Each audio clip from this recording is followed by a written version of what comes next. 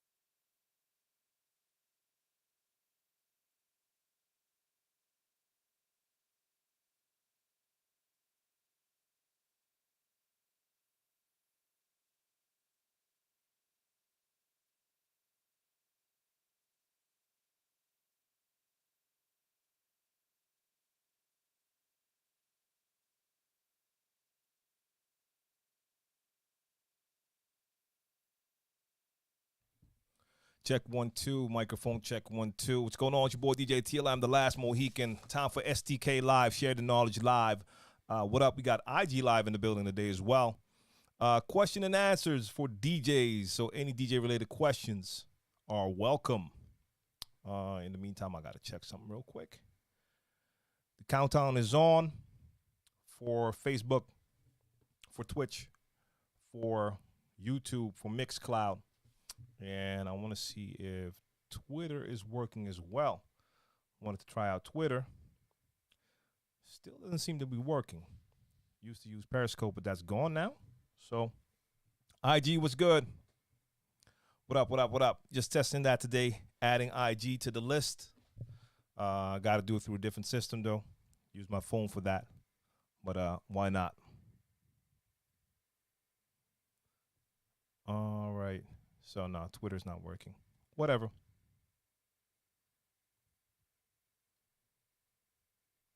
All right, we can turn that off. Time to turn the countdown off. If you're watching on IG and you prefer to watch me on any of the other platforms I just mentioned, you can do that. You can come check me out. Like I said, on YouTube, on Facebook, on Twitch. Just need to add Mixcloud for a sec. So if you're new to STK Live, share the knowledge live. This is all about DJ related questions. Just drop your questions. You're going to get kicked off IG. That makes no sense. A live stream like this will not get kicked off IG. Why? Sven says no sound. I'm seeing the sound output here. So sound check for all channels. Twitch, y'all have audio? I'm not going to ask IG. That's on the phone. So y'all have audio. I might have to move that phone a little bit closer. So Twitch, let me know. We have sound. Facebook, do we have sound? YouTube, do we have sound? Because I just saw someone mention on YouTube that there's no sound. Still no sound. So someone else on YouTube, let me know. Yeah. Sven, maybe you have to refresh, but you can't hear me, so you have no sound. Okay. There we go. Facebook is good. Twitch is good. YouTube is good. The way it should be. IG was good. First time having Instagram join in. Yeah, Yeah, it's a little bit tricky. The phone is small. I might have to move that phone a little bit. Get it up close and personal. Otherwise, I can't read your questions if y'all have questions. So let's just move this a bit. Yeah, that will allow me to see y'all. Let's do a quick rundown first. Here, Afro Paul, what's going on? Joshua, what's going on? DJ Bake, Edwin, Dreads, just Maureen or Maureen, I don't know. Joshua, KG, Ava Music. Who else is in here? One Son, salute, salute. Brain, what up? We got Brain in the building, MC Brainpower. Who else is in here? DJ Femcho, Botter, Franchella. Who else? DJ Chris, Main Street, Mr. Rich, Top Cat, Afro Paul, DJ Gary, Nation Official. What up, Matt? Y'all missing names. My apologies for that. There's a bunch of names here. So if I missed you, my apologies for that. Wait, I saw one question from Franchella. Let me just read that real quick. Something about phase. We got love from Germany. Let me see. I'm getting to the rest of the chat in a second, but I got to show IG some love for jumping in right now. Do you use phase? Oh, okay, yeah. Yes, I most definitely use phase. That is my my go-to setup is turntables with phase. That's my preferred setup. I play with a bunch of different stuff, but phase is my go-to. Is it possible to still use vinyl, but also Serato? Old school vinyl DJ, which mixer? Pioneer 9 or 11? Yeah, sure. If you're playing with DVS, so you're using your turntables and mixer, but you're also using Serato, so you're basically using your turntables with control vinyl to control Serato. You can also just put normal vinyl on your turntables and play normal vinyl. That's the great thing about DVS. You can always do that combo. So the only thing you'll have to do, depending on what you use, is switch from line, what you use for DVS with Serato or other DJ software, switch it back to phono, and then you can use your vinyl. So that's what I love about it. So when people ask me to compare, for instance, the Rane 12 to phase and what I prefer, I love my Rane 12. Don't know if y'all can see. Right there. Love it. Love the Rane 12. But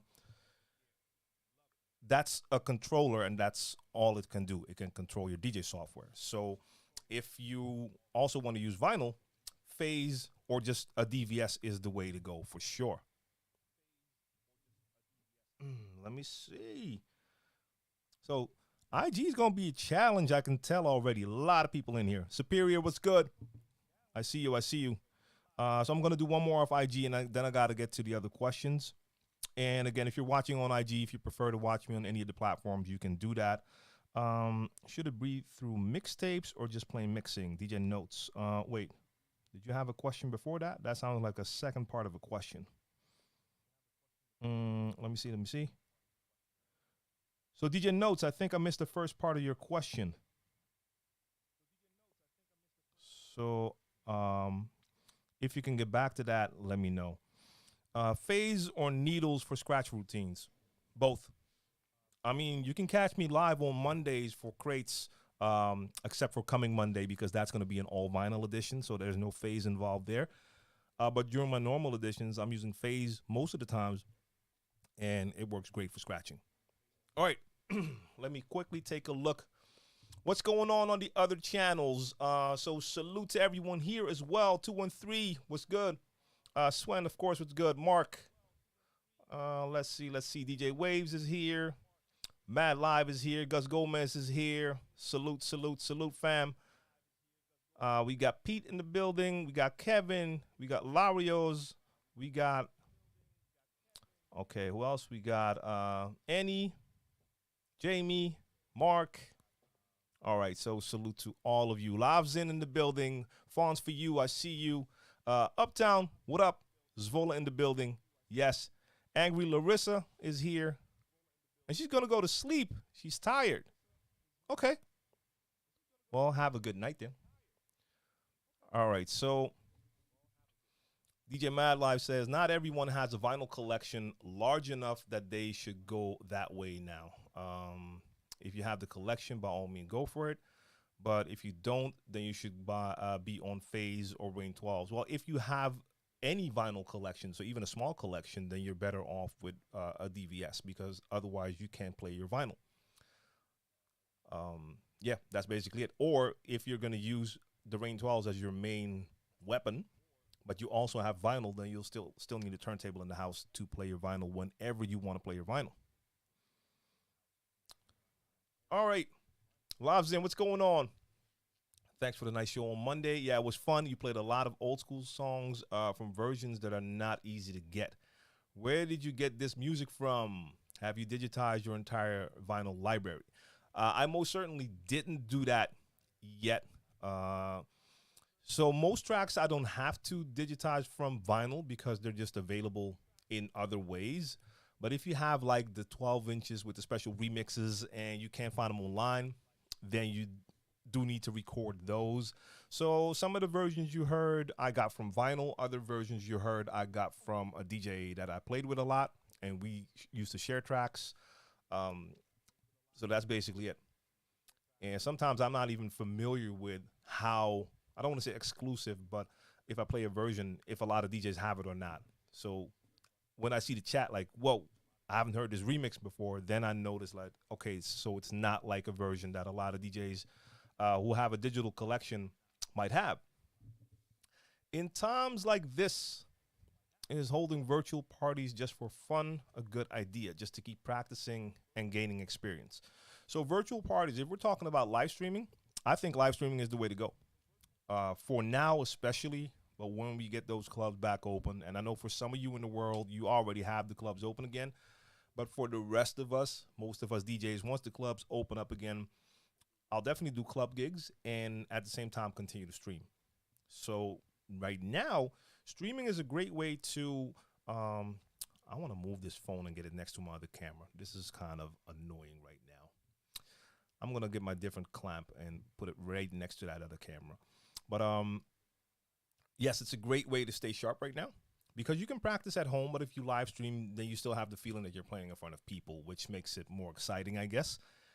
So I love doing it, and you can have a little bit of interaction as well. Superior was good. Do you have an external sound card when using Phase in OBS?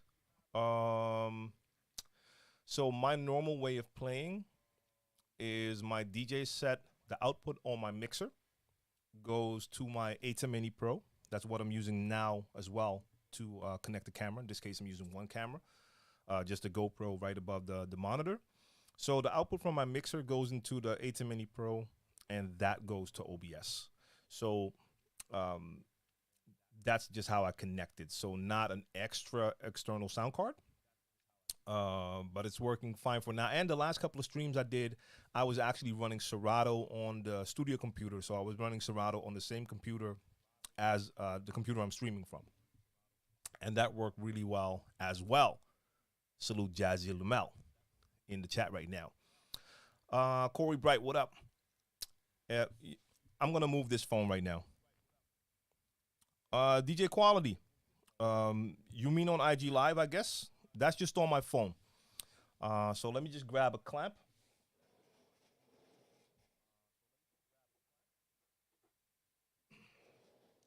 Because I can already see that this is going to be very annoying if I have to constantly do this. I have my GoPro right there above my my monitor. So I'd rather have y'all next to it. I hope I can still read it then. But we'll see. We're going to give that a try. What up, DJ Fox? French, another question. When it comes to keeping up with new music, how much do you download versus using Tidal and SoundCloud? I hardly download at all right now. If I do, it's from DJ City. Salute to my DJ City fam. So from a record pool. But most of the times when I want to do a stream, for instance, with new music, I'm using BeatSource Link. I mean, they have all the new stuff on BeatSource, so I use BeatSource Link in Serato. I will be testing it with some of the other streaming software. I've used it with Rekordbox as well. Works perfectly fine. And I mean, BeatSource has a bunch I mean, their collection is huge. So they have the new stuff and the old stuff. So you can go a long way using BeatSource link. And while I connect this phone, so I'm gonna unplug this for a sec. The question is preference, Scratch Live or Serato DJ? Serato DJ, that's not even a question for me. I mean, I used to use Scratch Live, of course, but as you know, Scratch Live hasn't been supported for years now. So 1 second, let me connect this. And I want to stay up to date. So, I mean, Scratch Live will still work, but none of the new features are on it. Okay, let's see if I can make this work. Hold up.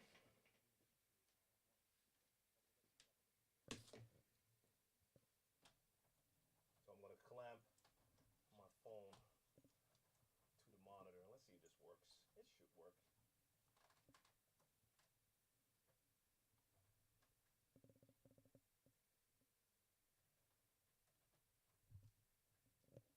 Okay. All right, let's see if that's okay. Yeah, that's a little bit better. That's a little bit better. I mean, it's still next to each other, but yeah, that's okay. Let's do that. Virtual DJ or Serato? Well, if you're asking my personal preference, then it is Serato. Um, that's just my go-to software. I also play using Rekordbox. I have Tractor as well. I will get into Virtual DJ, their newest version, just to see how it works. And I see that it has a ton of features. So, I mean, you got to find which one feels right for you. For me, Serato had the best feel, even though Rekordbox is more appealing when it comes to the music management side of things. It's just way more advanced than I think any of the other DJ software. What are your thoughts on Streamlabs versus Stream Elements? DJ on the ones and twos, what's good? And Rodney, what's good? Wow. I don't really have an opinion when it comes to that. I'm using Stream Elements right now. I haven't really experimented with Streamlabs. I think they basically offer the same kind of features, just in a maybe a little bit different way. So yeah, and I mean OBS is constantly improving. So to be honest, maybe there's a new update coming now. I mean, if it continues on, you might not even need the extra stuff anymore. But yeah, rolling with Stream Elements right now, and that's working great for me. J777, what's going on? DJ 777, and what else is here? Numbase is here. Party Latino is here. That was the virtual DJ question, actually. Who else is here? Mosab, what's good? Up and gone. Have you tried the official Phase Serato update yet? I was streaming with that update on Monday. I was using the beta version before that. It did not work on my laptop, my DJ laptop, but that laptop is just too old because it did work on my studio computer. And I've been DJing from the studio computer the last couple of weeks. So using the beta worked, and now I've used just the official version. So 2.5 on Serato and the latest version of Phase. The wireless is super dope. No RCAs connected. So yes, that worked great for me. Sweet Tea was good. Mosab, I appreciate that. That's always dope to hear. Kane, what up? DJ Kane in the building. Salute, salute.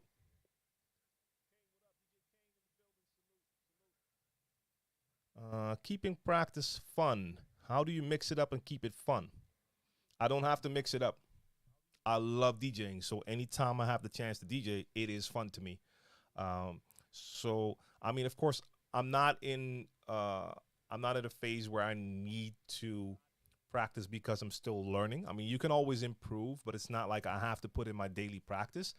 But when I think back to the days when I was practicing daily, I couldn't wait to get on the decks. So for me, that was never about like, I've never felt like not wanting to get behind the decks and practice. And still for me, like doing my weekly live streams now on Monday. So if you're not familiar, make sure you check me out on Monday on Mixcloud and Twitch. The show is called Crates. And every 2 weeks, I do a show on Friday. That's this Friday, show called Certified Bangers. Same thing, Mixcloud and Twitch. So make sure you follow me on one of those platforms. Did you ever have beef with big DJs on social media? No. Not my thing. And I'm not sure what kind of beef I could get into. So no, never.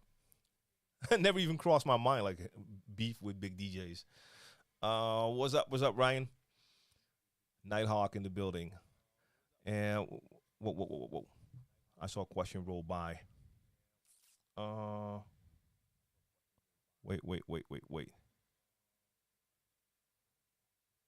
I just saw a question and it scrolled by so fast. Damn, I might scroll back in a second. Yo, if you ask me a question and I haven't answered the question in like 15 minutes or something like that, you can always drop it in there again, because I will miss questions. Trying to get to them all, but as usual, it gets plugged up here. And now with the addition of IG, I actually wanted to add Instagram to my normal streaming output, because there is a way to do it with Yellow Duck. I don't know if anyone has used that. I've seen videos in the past. I couldn't get Yellow Duck to work because I want everything to come from OBS so I can just see everything in one screen. Couldn't get it to work, but I wanted to add IG, and it's lovely to see some new faces and some familiar names here as well. So up and going, if you try the beta version and it didn't work, it might be your computer, because like I said, on my laptop, it didn't work. The laptop is just a little bit too old. On the studio computer, the beta worked perfectly. So it could be the computer. That is an option. Ken, what up? Hey, Fat Case in the building, salute. Is there a possibility to record scratches in Serato for a track, or is it better to use a DAW? You can. So I've done that a couple of times for projects. Also for scratches I've recorded for artists, for albums. And you can. The only thing is, or not the only thing. So what I normally do is I would have the instrumental from the project, and I would play that on one deck, have the fader down, and listen to the beat on the headphones, and then just have the channel for scratching open and do the scratches and just do the internal recording in Serato.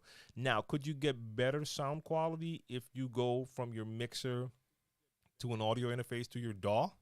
I guess that all depends on the mixer you use, so the quality of the output, and the audio interface, so the quality of the input into the DAW, compared to what your DJ laptop can record internally in Serato. So it's an option, and I've done it, and I haven't been disappointed. It wasn't like it sounded bad. Let's see. Are you familiar with SoundSwitch software? I just saw that question roll by. Yeah, I'm familiar with it. I actually have SoundSwitch here, but I still don't have a light. I've had it here for a year, and I still haven't been able to test it because I don't have a light.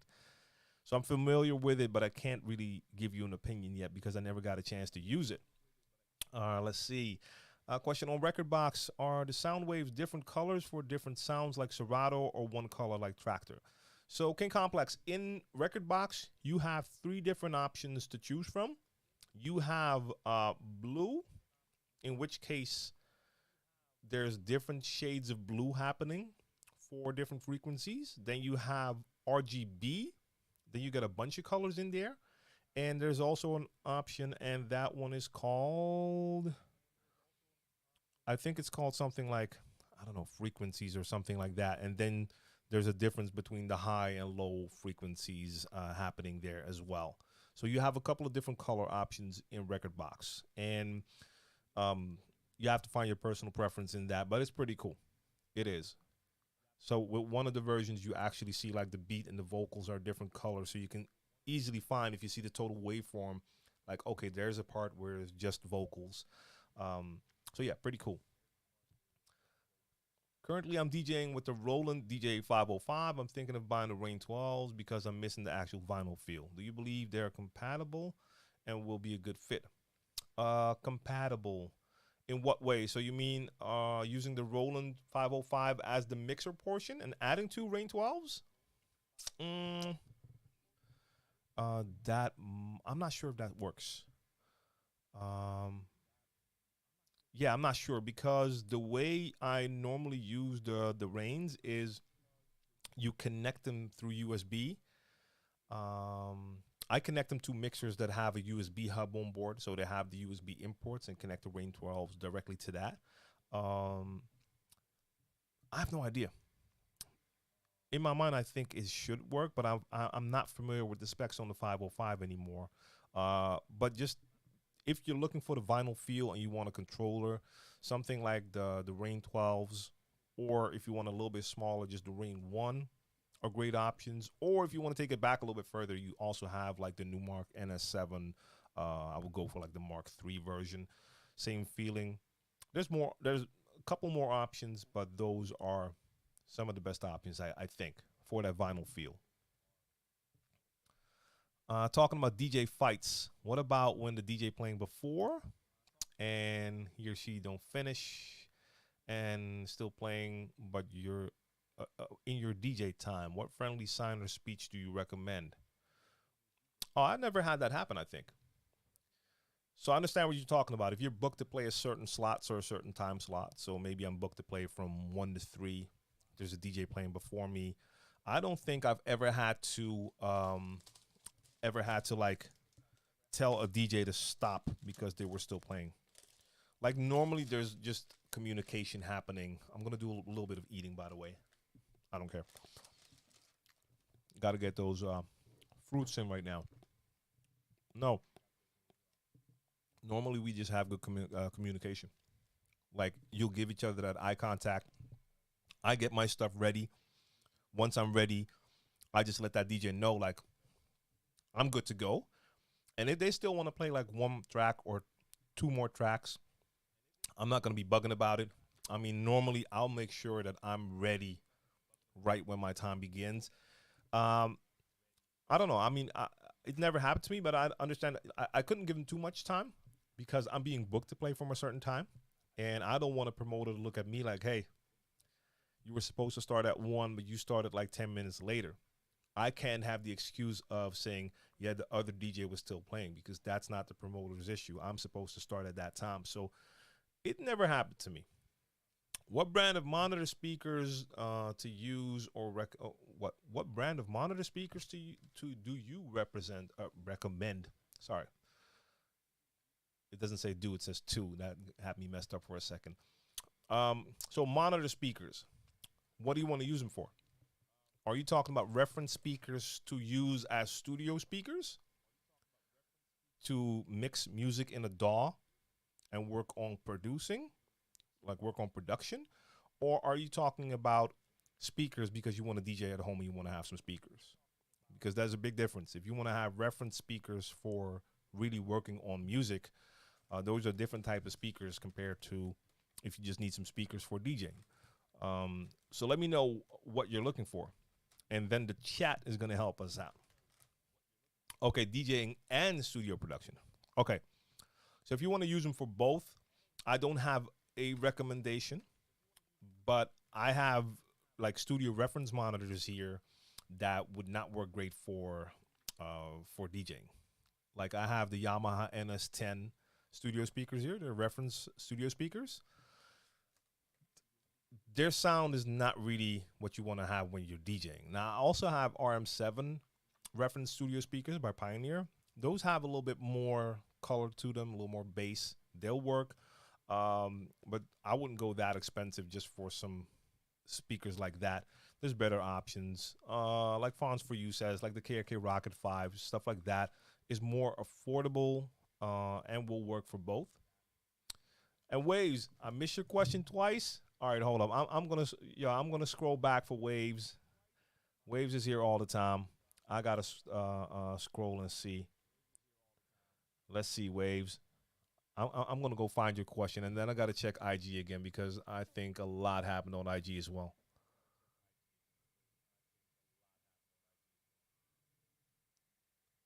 And I see request for a live video, but I'm not gonna do it. I'm not gonna get people in the stream right now. Let me find Waves. All right. The question was, do you like Serato 2.5? I think that's the question I see here. Yeah, yeah, for sure.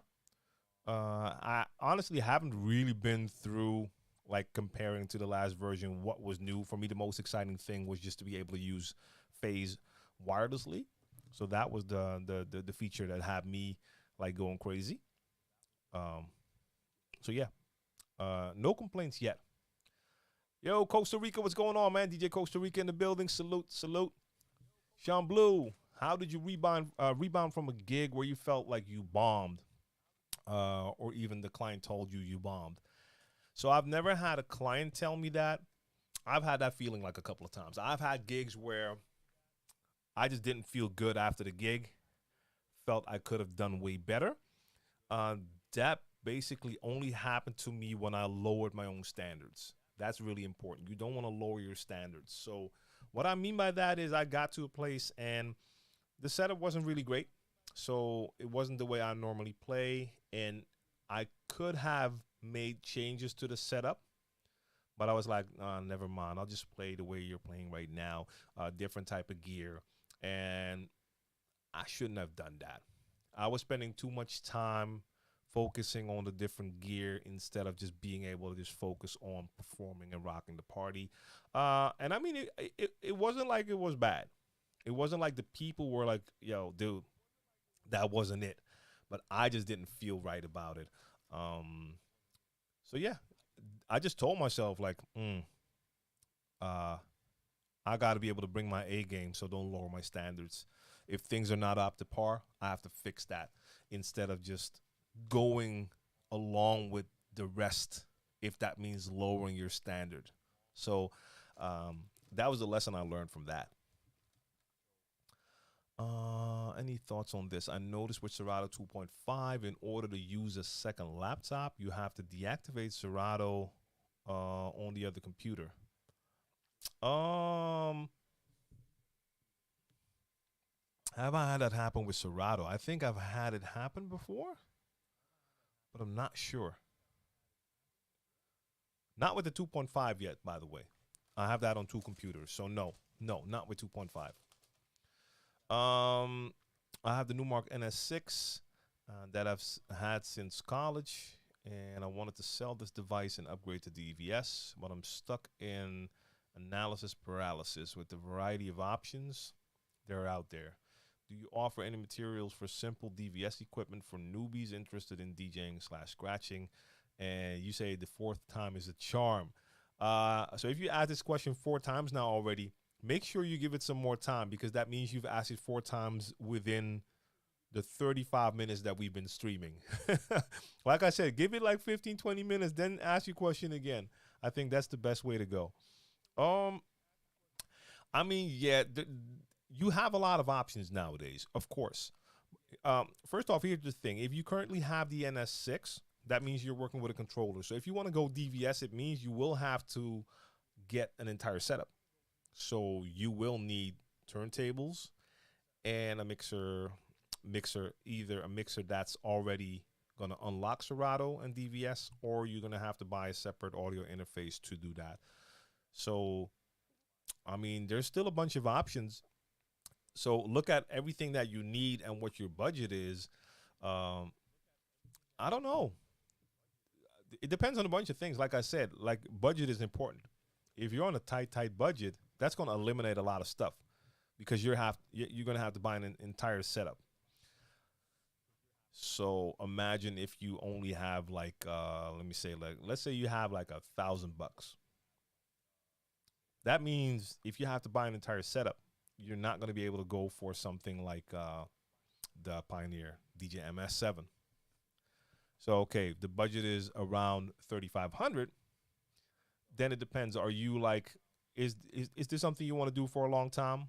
You have some experience already, so you're not just starting out, so you have the budget for it. Now, if you have a budget like that, you can get some quality turntables, and there's a bunch of those. You can get like Denon VL12s. You can get the Pioneer PLX 1000. I mean, Technics SL1200 is the standard, but If you can get some secondhand in good condition, it's dope. But I mostly would tell people to go for a newer type of turntable, mostly because the power cable and RCA can be detached, and with the Technics 1200s, they're built in. So if anything ever happens to a cable, you have to drop the whole turntable to get it fixed. With like newer turntables, you don't have that. You have the Reloop RP 7000 Mark II and 8000 Mark II. Those are all great turntables. Mixer wise, I would say it's going to be Pioneer or Rane. And then you have a bunch of options. Do you want to have a screen in the middle of your mixer showing you the waveforms and to be able to browse through your software, or don't you need that? If you want the screen, then it's going to be either the Rane 72 Mark 1 or 2, or it's going to be S11 Pioneer. If you don't want the screen, you can get the Rane 70 or get a S7. Yeah, I mean, there's options. There's options, I know. So you have to do the research and look at the different turntables and look at the different mixers to see which one would fit you best. If you have the option to go to an audio store, you should go try stuff out as well. We currently don't really have that option here with the lockdowns. So people have been asking me if I've used the Rane One yet since it came out. I still haven't because I haven't had the chance yet. But yeah, let me just check here. DJ Melody, what's going on? Salute, salute, salute.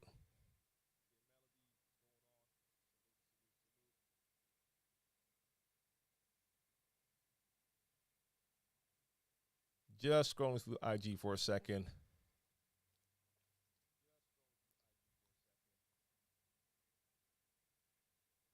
Any mics I would recommend for DJing? If we're talking about for DJing, you want to just get one of those, either like the damn it, what's the Shure called again? The 58? It's been so long. Hold up.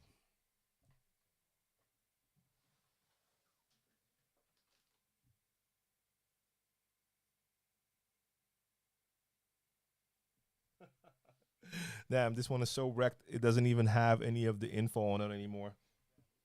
Damn it. It's the 58, I think. Yeah. So either the Shure SM58, or something like a SE Electronics V7. Those are pretty comparable. I have both. Both are dope. If we're talking about microphones like something like this for live streaming podcasting, I would actually recommend this right here. This is the Rode Pod mic. Absolutely love it. How to survive a marathon DJ set. Oh, yeah, you got to practice the long sets. You got to practice the long sets. Like nowadays, I know there's a lot of DJs out there who only have experience doing like a 1 or 2 hour sets. That's going to kill you if you have to do longer sets. If you accept to do a longer set and you're not familiar with that yet, that's going to be rough. I've done the 6 hour sets, 7 hour sets. I haven't done those in ages though. I don't even know if I want to accept those anymore. But yeah, if you're not used to it, it's gonna be killer. If you have the mindset of just playing like the 1 hour sets, 2 hour sets, you're not built for building an entire evening. If you play 6 hours or just the entire evening, you can't come in and just do a full-on blasting set. You really have to start. You have to know how to warm up. You have to know how to gradually build it up. Then you have to know during your prime time how to rock it. But if you're doing prime time for like 3 hours, it can be 3 hours of peak. You have to have like little dips in there as well to give the audience a breather as well. Have them get to the bar, you name it, and peak again, and then at the end to slowly break it down again. So that takes practice. Just realize it's not, you're not going one gear the entire whatever 5, 6, 7 hours.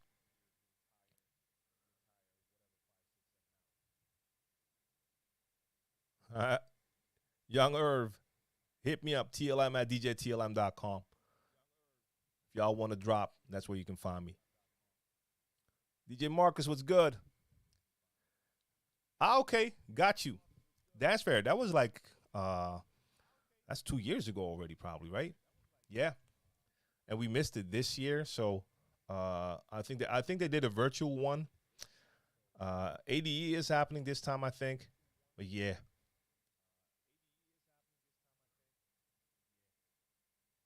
Anything else here? All right. Got to check here again. Giles was good. Smooth J was good. Salute, salute. T-Boog, the longest you've done is 5 hours. Hey, Fonz, for you, 24 hours is crazy. I think I've seen 1 or 2 of those. Like, I didn't watch like or follow, but it, yeah. Some people go for that. That's freaking crazy. And Pivot says the Samsung microphone as well. Oh, that's in a different chat. So on IG, y'all can't see the other chat. Is OBS better for streaming? Is OBS better than the streaming software from Twitch Studio? Yeah, I think so. I mean, I have to be honest. I don't have a lot of experience with Twitch Studio, and people have been asking me about it for a couple of weeks, so I will have to look into that. But I think, as far as I can tell, OBS is just the way to go. As far as the feature set, you name it. I could be wrong, and I'm normally not a person who'll just say that because I've seen a lot of people use it. I love using it, and to be honest, the fact is, like, a lot of the streamers that I know or just see use OBS for a reason. Rogers, what's good? T-Book says, any exercises for scratching that I recommend? No, not really. Like, the way I've done it is just when I wanted to learn a technique, I just started to practice that technique and made sure I started slow. A lot of people want to start too fast. You have to start slow, master it at a slower tempo, then you can raise the speed and gradually build it up to where you can actually do it fast enough, the right way. But I mean, no special exercises. Make sure you check out DJ Shorty. She has the best advice when it comes to practicing. Like she was on Cleveland Terry's show a couple of weeks ago. The amount of jewels she was dropping there was crazy. Super. Ken, what up?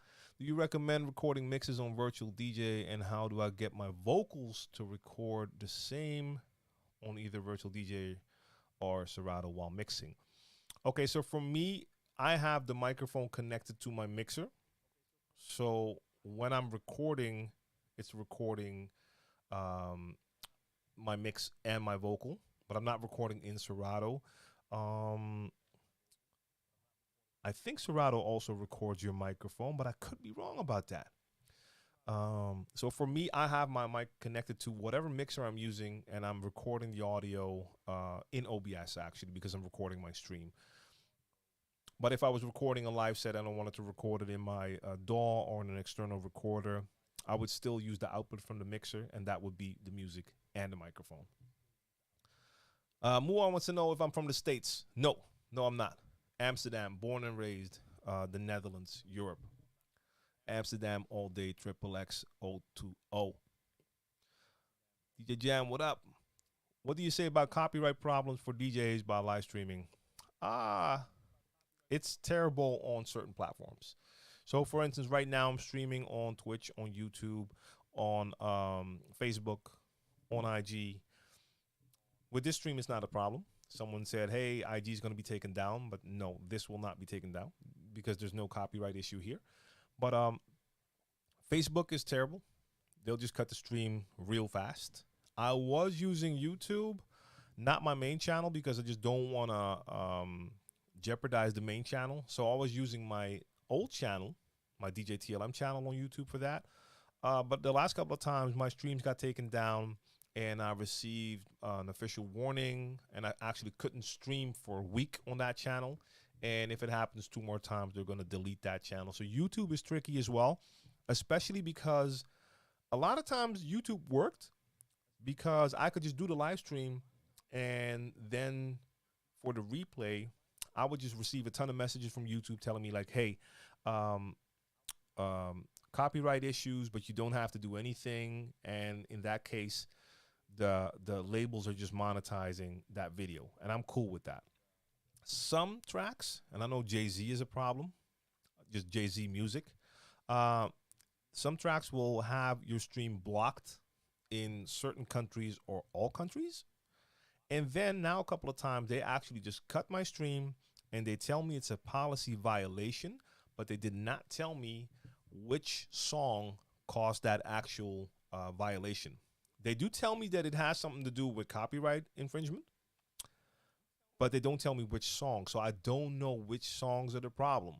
And I understand the confusion because you see some DJs online and they're streaming on YouTube all the time. Or some of these DJs who stream on IG and their streams don't get taken down. Same thing on YouTube. Are they playing just the right tracks? I don't know. Maybe they have connections and their channel has been white flagged by labels, meaning that labels actually give a channel permission to use their music. I'm not sure. All I know that the one safe place for every DJ is Mixcloud, because they are the only ones who actually have deals with the labels. So you can stream on Mixcloud, your stream will not be taken down, and they have an audio replay. Twitch actually is safe for streaming the live stream, but right after your stream is done, they'll mute everything on your replay that has been flagged for copyright. So most of the times when I do my stream on Twitch, right after the stream, immediately you can see at the replay like 80 to 90% of the stream has been muted. So I use Mixcloud and Twitch as my two outputs now for streaming when I'm mixing, and then people can check audio replays on Mixcloud. So I saw a question, someone asked me if I'm on Twitch. Yes, I'm on Twitch, and I'm actually on Twitch right now. Max, I see you. Salute.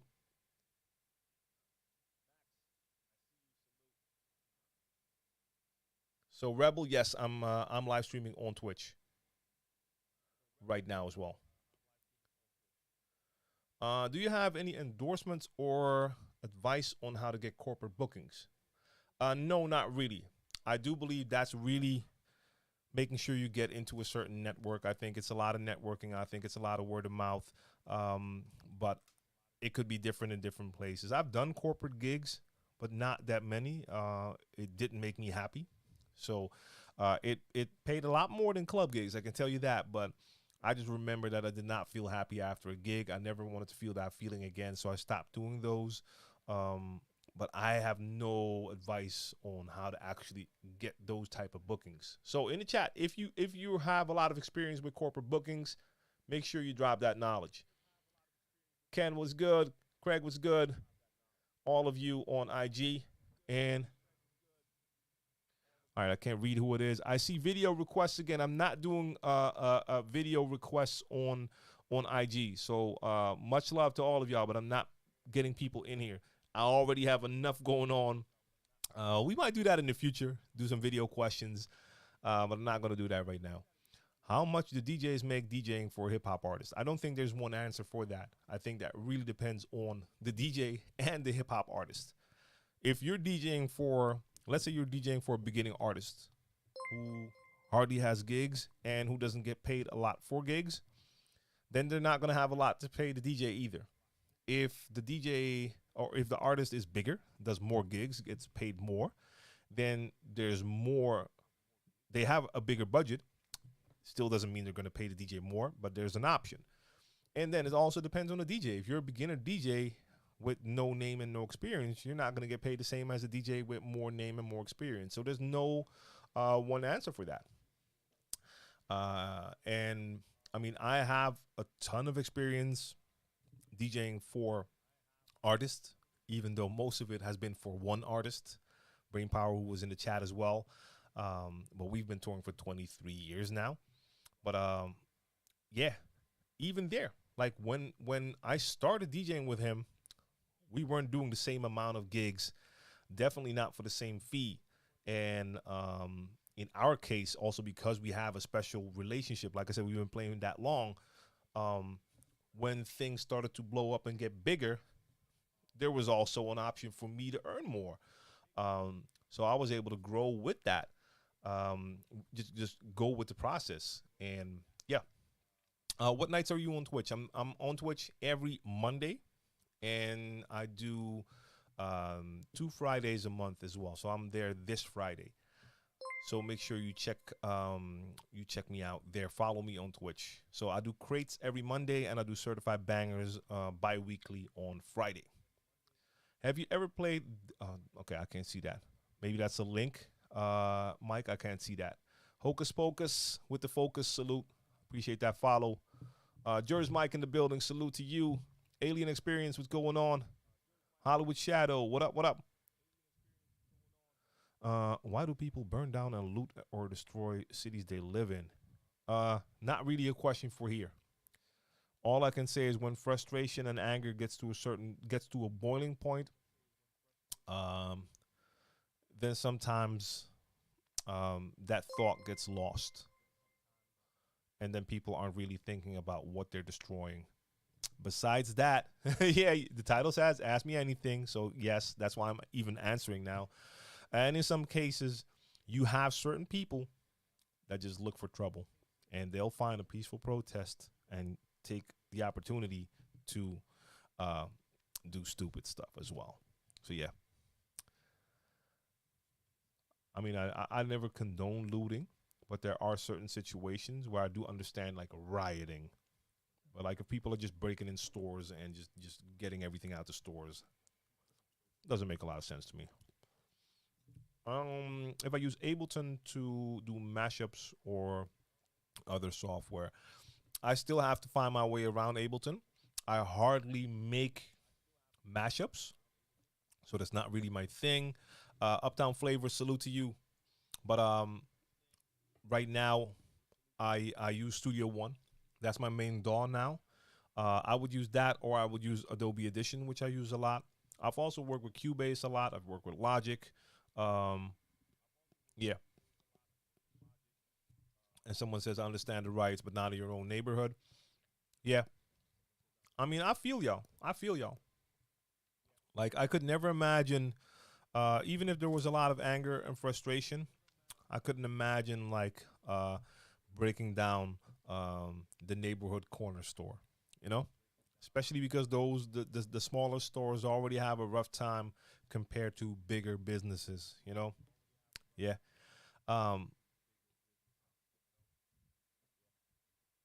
But Hollywood Shadow, we're done with that now. And we're also not just gonna sit here and generalize like that.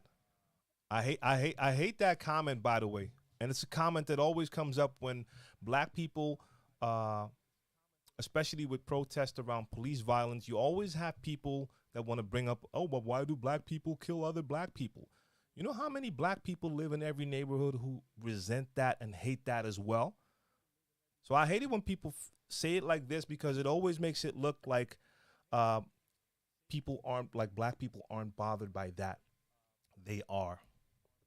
And there's been plenty of protests in neighborhoods for that. But you don't see that on the news because the other people don't care about that. Enough about that. Let's get back to DJing. And we're not even talking about my country. I'm not from the US. I live in Amsterdam. We have our own issues with racism. Definitely not the way you have it in the States. We don't see that much killing over here. We don't have to fear for our lives when it comes to the police over here that way. But yeah, I just hate that when people try to bring that up as a legit argument when it's not. Vinyl Touch was good. Salute. Do you have a favorite DJ? Yeah, there's like for me, there's always a bunch of the legends out there. So Jazzy Jeff, DJ Scratch, just to name a few when it comes to turntablism, Craze, Q-Bird, you name them, Babu, just the Beat Junkies, the Executioners, Rob Swift, salute. And then a little bit after that, you had a bunch of DJs. If we're looking at like quote unquote newer, and I know they're not new, they've been around for years, but a little bit after that, you got people like Scratch Bastard, and I can truly enjoy watching Scratch Bastard play. A lot of DJs out there, most definitely. And yes, Lavzin, I love Premiere too. Like Primo, like technically he's not like a super ill DJ. He does what he does well, but he commands a crowd like no other. And let's be honest, I don't think there's another DJ out there that has so many like hip hop hits under his belt, production wise. So I've seen him play live many times, and it's always a joy, like always a joy. Do you think Twitch will eventually crack down more on copyright for DJs? Yeah, I don't know. We'll have to see. I have no idea. I've noticed that a lot of DJs use the Pioneer mixers, the S7, S9, S11 with Rane 12s, opposed to the Rane 70 or 72. Your take and why? I think it has to do with workflow. Like if you compare like a Rane 72 to an S11, they're both incredible mixers with a lot of the same features. I prefer the Pioneer mixers because of the workflow. I just like the layout a little bit better. I prefer the onboard effects on Pioneer mixers compared to the Rane mixers. But for me, it is because I have a longer history with Pioneer. I've been using Pioneer mixers for a very long time. The Rane 72 was my first Rane mixer. And when I compare the Rane 72 to the S11, and I don't have the S11, I have one here now, but that's not mine. They both function really well. But I prefer the Pioneer workflow. Do I like Brazilian DJs and Brazilian music? I don't think I know Brazilian DJs. So I can't really comment on that. And I don't know a lot of Brazilian music either. Um, the, the, the, the Brazilian music I have heard sounds dope. Uh, I like a lot of music.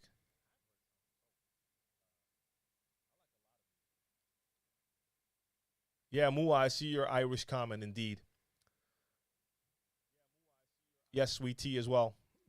Exactly. It's a cop out. That's why I don't like the argument. DJ G, what up? All right. 3-6. How do you manage stress while gigging? I don't think I haven't had stress in like a mad long time because at a certain point you're just so used to gigs. That's not really a stress anymore.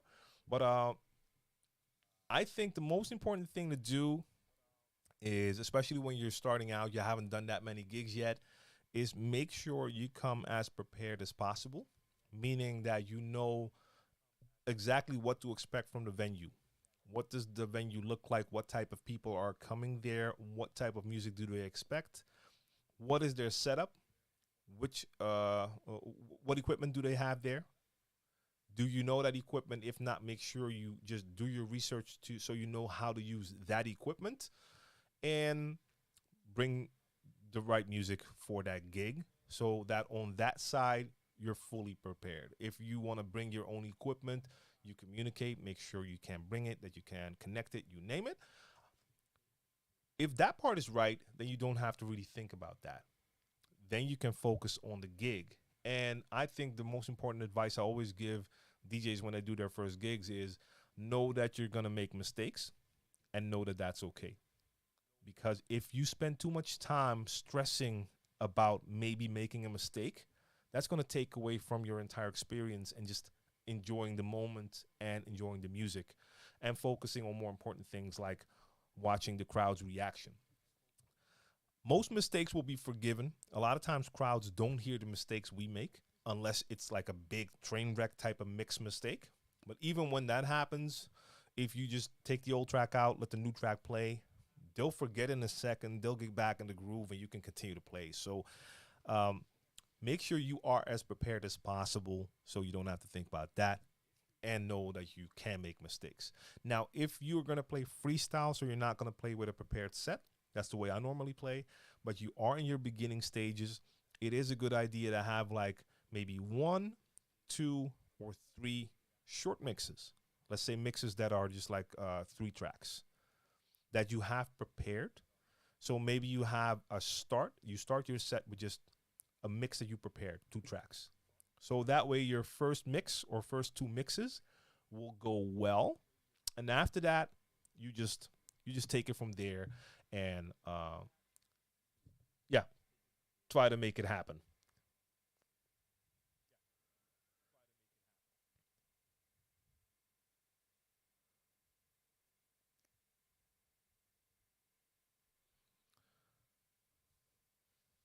All right, let's see. Let's see. JS Rock says, I've noticed that since I installed Mixed in Key, I'm way too dependent on harmonic mixing for electronic based music. I mean, there's a lot of traps we can fall into when it comes to playing digitally. I mean, I've had the same thing happen. I've had the same thing happen to me with BPM. Like when I was playing on vinyl, I never focused on BPM. I remember seeing certain DJs like way back, like 20, 25 years ago, and some DJs would have like the BPM written on their vinyl sleeves. I never understood why. Then I never played that way. I had my music, and when I played a track, I had a certain feeling of which track I wanted to play next. And sometimes I would grab a track, put it on, and then I would find out when I was queuing, like, oh, this is actually way too fast or too slow. That can happen. But when I started to play digitally, analyzing my music, and saw that I could sort by BPM, I really found it convenient. And I find myself playing that way a lot. So do I depend on it? Kind of now.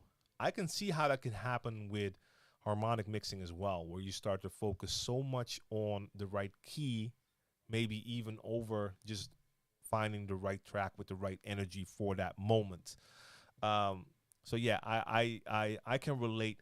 I can relate indeed. During your live streams when playing 90s hip hop, do you play radio edits, original version, or do you edit the tracks yourself before your set? No, I play the original versions. So I guess we're talking about clean or dirty, right? In this case, I play dirty versions, and um, I think that's also because I'm just used to that living here in Amsterdam. Because in the Netherlands, we don't really have the censorship the way you, for instance, have it in the States. So I know, like, on the radio here, they would always play the dirty versions. That's different. So when I would do like a radio set, I would never have to worry about playing radio edits. So I can understand if you're used to that and you're going to do live streams and this is a broadcast, a live broadcast, that you might just go for the radio versions. Um, yeah, but I kind of don't. All right, Joe. Joe wants me to uh, say the name, say his name, and his name is Joe Mama.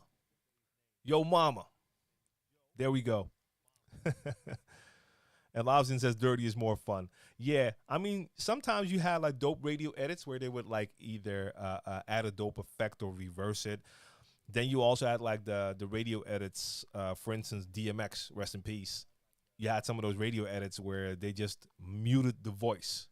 And I played a DMX radio edit by accident. There were so many gaps in the track from muting all the censorship. Yeah, that really sucks in that case. Magic BB, exactly, exactly. Mo Berry, good day to you. Good to see you again. To touch on the BPM thing, JS Rock again, how do you break away from being dependent on just going down the list on your crates and being able to cherry pick? Well, the thing is, it's not like I continuously focus on the BPM, but I mean, if I start out, I start at a certain BPM, and the first couple of tracks will be in that same range. A lot of times from that point on, I will increase the speed. I'm still, the tracks are ordered by BPM, but I'm looking at the titles. And if the next title that I want to play happens to be already 5 BPM up, then I'm going to speed up. So I try to focus on energy and vibe, but I have them sorted by BPM. But I mean, I will adjust and move on. I won't stay just in that range. If I'm at 92 and I'm scrolling and I don't see any track yet, and the track I find happens to already be 95, then we're going to 95. Simple as that. Snoop Dogg on Wicked mixes are horrible. I don't remember the um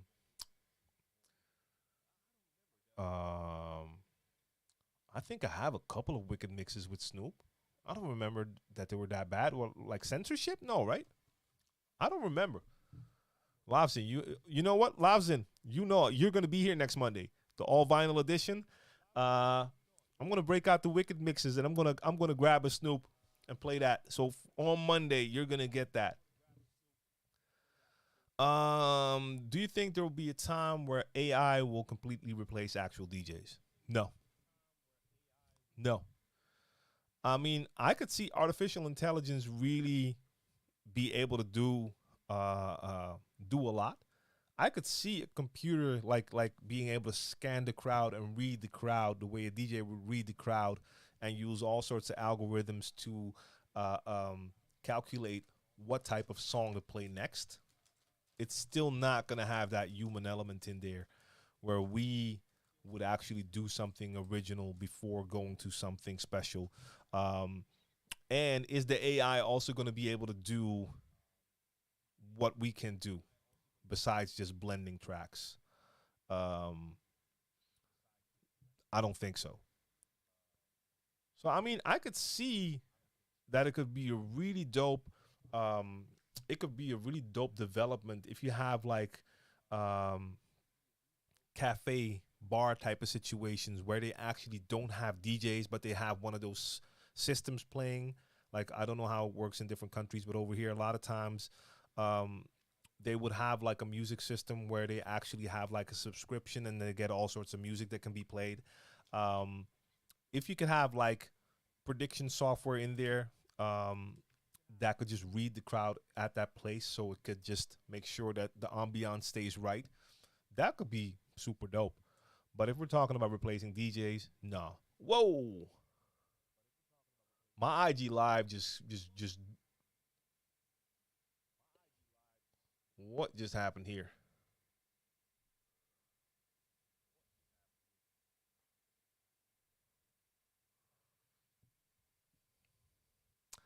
IG, what's good? I have no idea what happened there. I just saw Instagram. Instagram just crashed on my phone. I don't know what happened there. All right. So IG, y'all probably come back in. I have no idea what just happened to Instagram. My Instagram just crashed. Loco Lopez is in the building and says, but it can't predict and keep a common music theme going. Yeah. So AI can't feel a vibe in a room. Like, I could see AI being evolved to a point where it can actually feel the vibe in a room. That could happen, but it's still gonna miss that human element. So welcome back on IG. Um, Instagram just crashed. Like, it wasn't even the stream ended. Like, Instagram just crashed and was gone. So salute to all the people coming back in. Mamuko, I see you. DJ Dre. Oh, it goes so fast. It's going too fast, y'all. Bobby Official. I see all of y'all. Salute. Thoughts on live looping? Can someone integrate that with DJing? Like with a loop machine?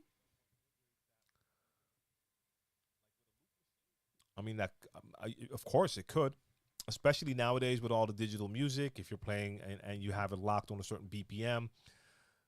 We got D-Boy020 on IG as well. Salute, yo.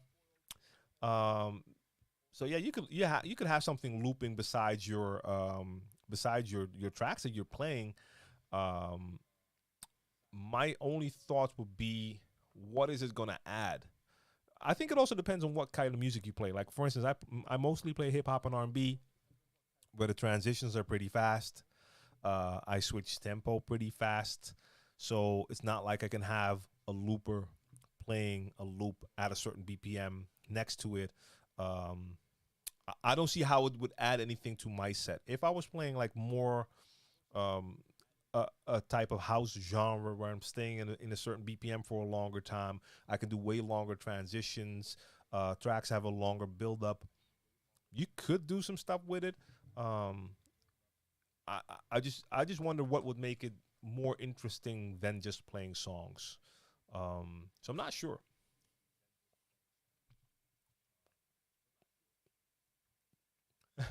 Magic BB, I see you. Dominic says, "How long would you need to hold onto a raw?" Wait a minute. Wait a minute. Wait a minute. Dominic, I'm not even gonna go there. Callisto, thank you for that follow.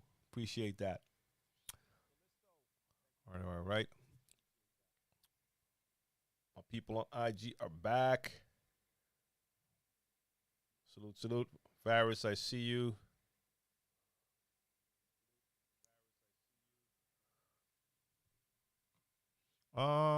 Can we connect the DJ SP1 with their directly without a laptop? Connected to what, Bobby?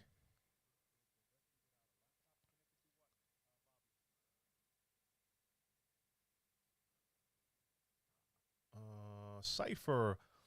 How do you analyze tracks from iTunes to Serato for better audio quality? Whoa. I mean, I think in all DJ software you can just grab tracks from your iTunes library and play them, so they're going to be played in Serato. Um, so yeah, I think that works. I don't know about the audio quality question, by the way. Uh,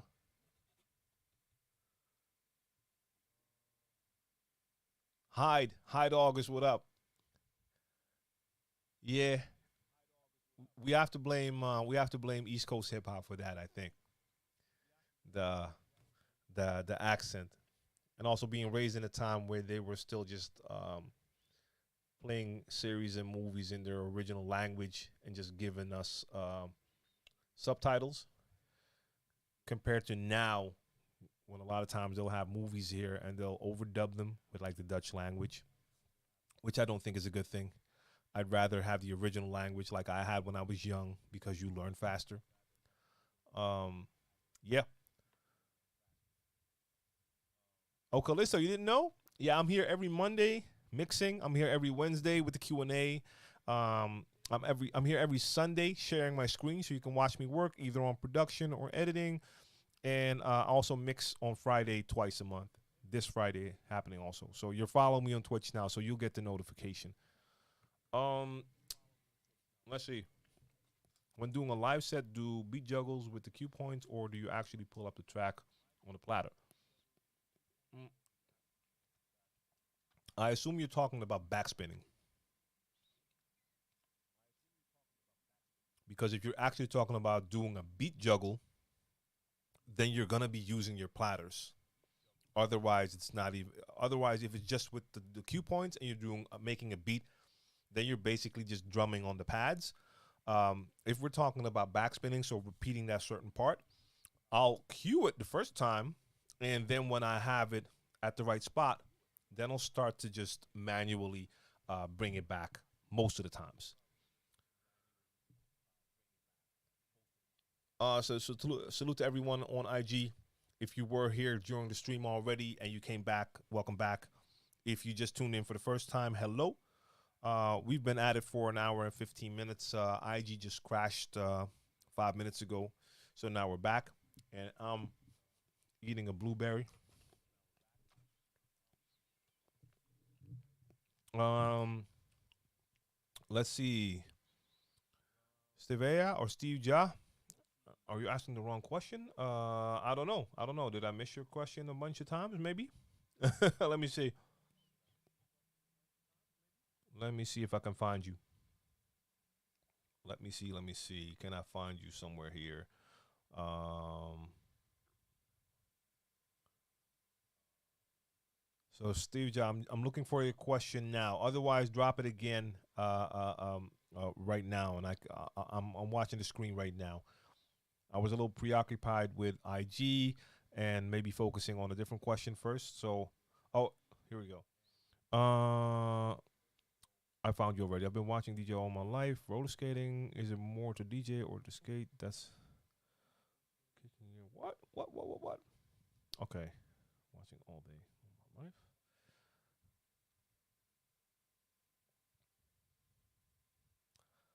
Steve Jobs, I don't think I'm fully understanding the question. Oh, you're asking who has more fun, the skater or the DJ? Hey, that depends on the skater and the DJ.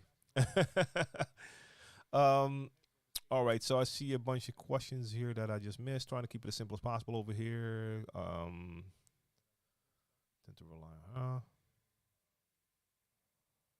Tend to rely on track selection alone. Is there room for a low tech approach? Yeah, Wishnik, for sure. At the end of the day, the track selection is always the most important thing. People can have 100 bells and whistles and extra stuff going on. Track selection is always going to be the most important thing. So you can rock it as basic as you want to or as high tech as you want to, but your song selection has to be on point. So DJ DeMars, when it comes to my streaming setups, and and I've been saying it for a while, but I'm going to do it real soon on my YouTube channel on DJ TLM TV. I have a bunch of different ways that I stream, but in this case, so for instance, when I do my mix streams, when I'm mixing, I'm using multiple cameras, showing my screen, a bunch of different things. For a stream like the stream I'm doing now, I'm using one camera. In this case, I'm using a GoPro that I have attached right behind my monitor. That GoPro is attached to my ATEM Mini Pro. Do I have enough wire? Do I have enough room here? Yeah, I actually do. Okay. So even my people on IG, make sure they can see it. So that's the ATEM Mini Pro. The ATEM Mini Pro is a video switcher. So I can connect 4 cameras to this device. And that is connected through USB to my computer. And I'm using OBS to stream to Restream.io. And from Restream, I can stream to multiple platforms. So in this case, Twitch, Facebook, YouTube. I wanted to try Twitter. That didn't work. And I use it for Mixcloud as well. And in this case, I've added Instagram. I wanted to add it through a different source, couldn't do it. So I have my phone attached to my monitor streaming on IG. So that's not using this. That's just the phone cam. So this is my video connection, the ATEM Mini Pro by Blackmagic. And for audio, in this case, I'm using my pod mic, and the pod mic is connected to this right here. IG people, y'all can't see it. I'm sorry. It won't reach that far. YouTube or the rest, you can see it actually on screen now. That is the Rodecaster Pro, and that is a podcast production unit. You can connect 4 mics to that. It has onboard audio. You can add like samples, stuff like that. You can connect phones. You can connect devices through Bluetooth. I can record on that device internally, but in this case, it's just connected through USB to the computer as well. So ATEM Mini Pro, Rodecaster Pro for audio and video. That is this setup. When I'm DJing, it's basically the same thing. I have multiple cameras all connected to the ATEM Mini Pro. And then I have the output for my mixer also going into that ATEM Mini Pro. And that is connected to the computer, OBS, to Restream.io. But you can use a bunch of different ways. You could just have a phone and a simple light. In this case, I have some lights over there. I have some Elgato key lights going on. When I'm DJing, normally I bring in my old softbox, one of those big softbox lights. I have that pointed at me. And I work with a bunch of different cameras for that stream. We have Mixmaster G in the building. Salute to you. Anything happening on IG? Question-wise, let's see.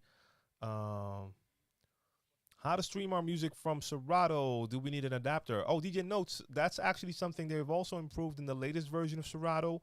I don't have on hand what it's called anymore, but they have a way now for you inside Serato to actually stream. So just go to the Serato website, check the latest features added to their latest version. So DeMars, the device I just showed you here, that ATEM Mini Pro, that is basically the capture card. Any camera I have, I connect to this, and this is connected to the computer. So it's a video switcher, but in the same way, it's also the capture card. So that's the cool thing. I don't need to have another card for that. All right, James Rock is reposting. Interesting question. What are your thoughts on DJ Sick Music from Instagram who's faking his performances and managed to get 1 million followers on Instagram? He was exposed this week by SK83. Oh, word? Okay, I have to say I missed that story. Really? So he was faking his performances. So in what way? Was it like just a pre-recorded mix and he was playbacking it? Or I missed this story. So this is news to me. Okay. But I'm still wondering though. Even though he was faking the performance, how did he get 1 million followers that way? Because a lot of people are streaming, and it's not that easy to get 1 million followers. So he must have been doing something else as well, right?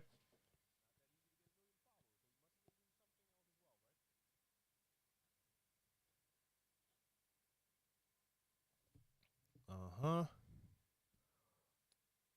How do you go from a club with 0 to pack in the house? What tricks have you found that work?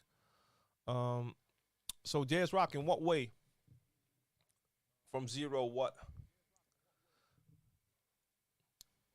Are you talking about if you're already DJing and there's no people, how you can pack the house? I mean, if I'm already DJing somewhere and there are no people there, then there are no people there. Um, so I'm not sure. I don't have tricks to pack the house, no. Uh, Milli Vanilli won an Emmy and they were faking their performance. Yeah, I assume you're talking about a Grammy because an Emmy is for TV. But yeah. No, I understand, but I mean the songs were still the songs though. And that's like releasing music.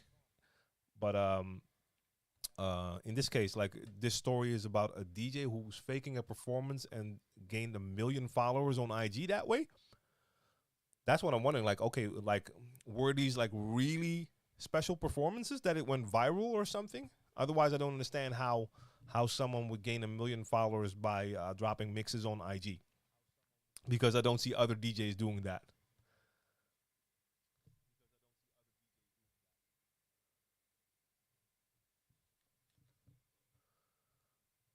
Um, I think you can use OBS to auto switch multiple cameras. Yes, I think so too. The only thing is, if I didn't have my video switcher and I had multiple cameras and I wanted to connect them to the computer, then I would have to have multiple capture cards as well. So this way, I have the ATEM Mini Pro right next to my DJ set while I'm playing, and I just manually switch cameras. I also find that more, um, let's say, convenient because it allows me to make sure I switch at the right times. So, for instance, if I'm going to do something more technical or turntablist wise, I want to have my overview shot. So if OBS was doing camera switches automatically, it can't see when I'm doing something. So in my case, if I know I'm going to do a scratch, that for me would be a great time to just switch to camera 2, get my overhead shot, and after that, if I want to talk, switch back so people can see me. So I prefer to do it manually. So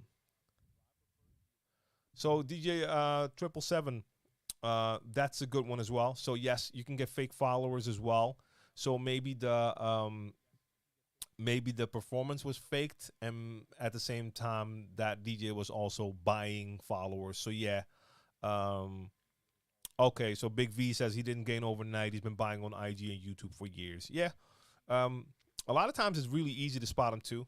Like you see people on, for instance, on IG. I even have friends who I basically caught that way, and everyone needs to do what they want to do. But like you could see, like they would have like 70,000 followers. And then you check their post, and they got like 43 likes and 1 comment. That doesn't add up. It doesn't add up. And then you check some more posts, and they all have that same amount of likes, same amount of comments. You don't have 70,000 followers on IG and 1 comment under your post and only 43 likes. No.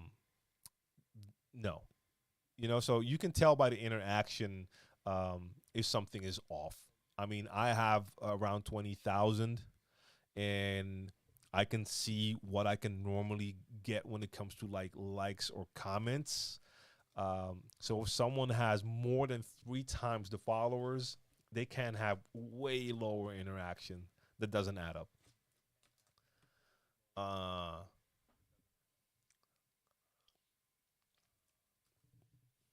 Let's Vest, what up? Oh, Vest, by the way, I think I fixed my shop. I think it should be working now. I'm trying to do like a final test, but it didn't have the means to do it at the moment.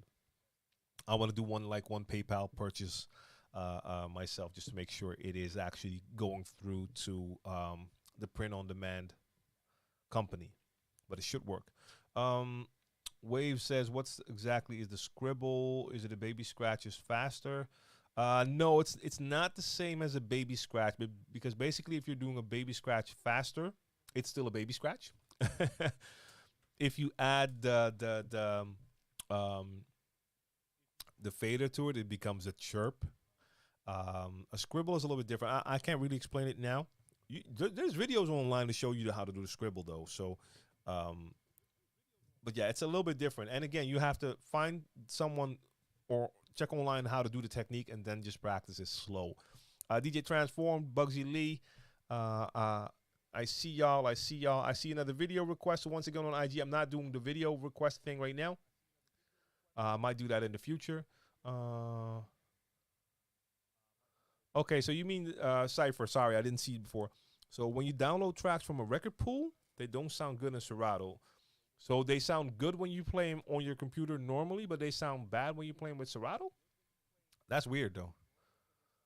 Maybe there's something off in the settings then, but it should sound normal in Serato as well. Mike Lewis, what up? Salute to all b-ball players out there, by the way. Just throwing that out.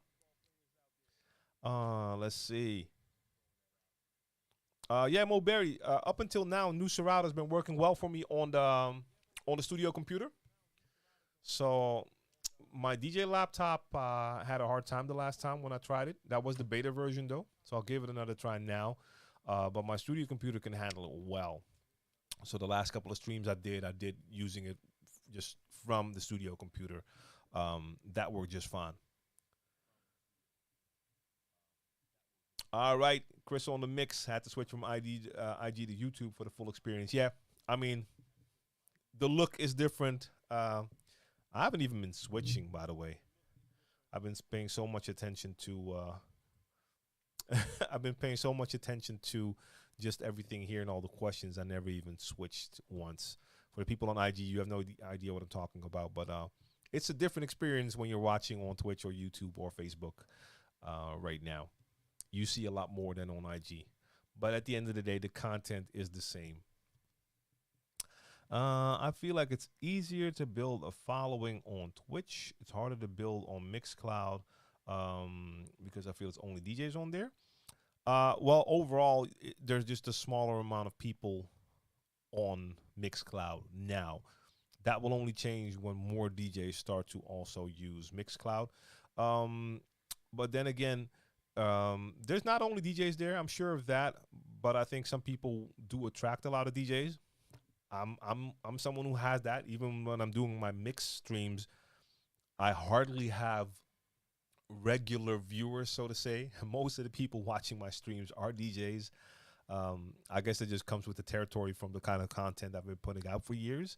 But yeah, I mean, it's easier to build like a community and following on Twitch than on Mixcloud now, for sure. Let's see. I don't even know if this question is serious. From Alien Experience. What's your opinion on the cereal company naming their product Wiener Lovers? I gotta Google that after the show, yo. Um,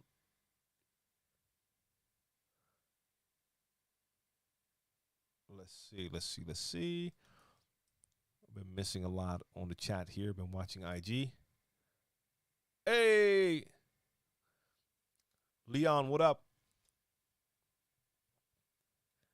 I emailed you a while ago, bro. I forwarded you like a fake type of Ubisoft thing I was getting in the email, like one of those scam things. Like, hi, this is blah blah from Ubisoft promotion. Click here to apply. I was like, yeah, right. I sent that to you as well.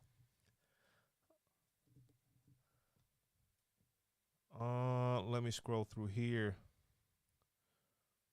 So what do you think it will take for Mixcloud to be the go-to for DJs? I don't know yet.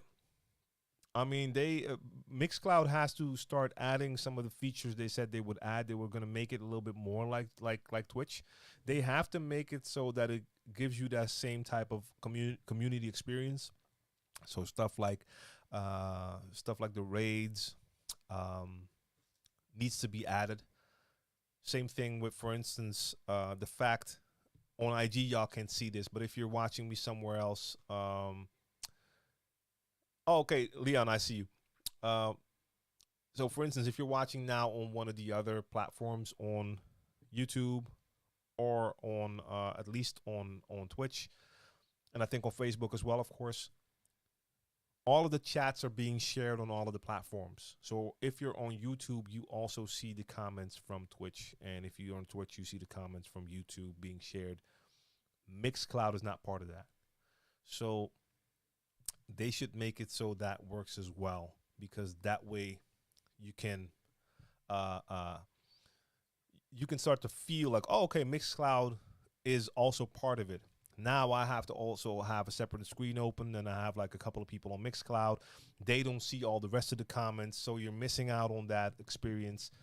Or if Twitch just starts to hammer down on DJs even harder with copyright stuff and like delete channels, if that starts to happen more, then I think more DJs will need to look for that safe space called Mixcloud. Until then, I don't know.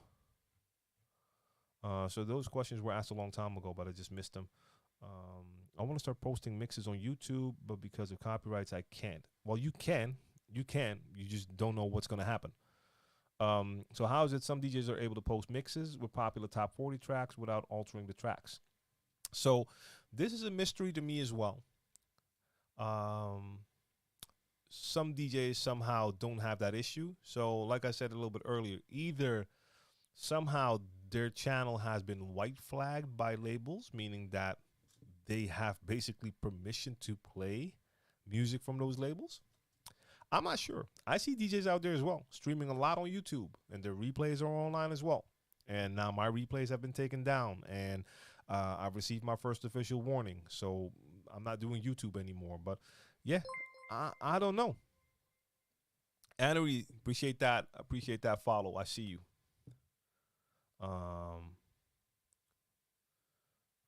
Let's see. Can't you buy Bumastemra rights? No, that's not how it works. No. I mean, you could probably approach all the labels and start paying them directly to get like a license to play their tracks. That's going to cost you a lot of money. If they're even interested in doing that on a case by case like that. But no, it's not like you can pay Buma for that. No. So that's for the Dutchies out there. We have Buma Stemra. If I'm not mistaken, it's the same thing as ASCAP in the States.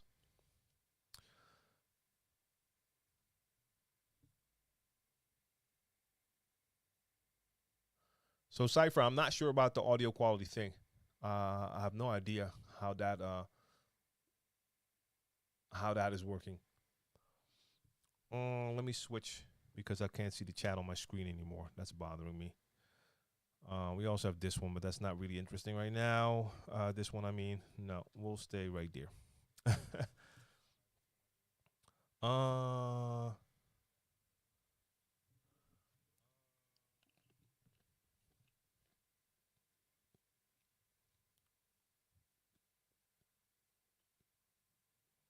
Reading some questions real quick. All right, we have another one. I have to have a little bell here. Ding, ding, ding, ding. I see this question every week. And the question is Rane One or DJ 1000 SRT. Until this day, I still don't understand the comparison, because to me there's no comparison, because one has motorized platters, the other one has jog wheels. That to me is already where it stops. That 1 point right there is the decision maker between the two, in my opinion. Just in my opinion. Do you want to have motorized platters or jog wheels? And if I would have to choose, I would choose motorized platters, so I would choose the Rane One. That being said, DJ 1000 is a great controller.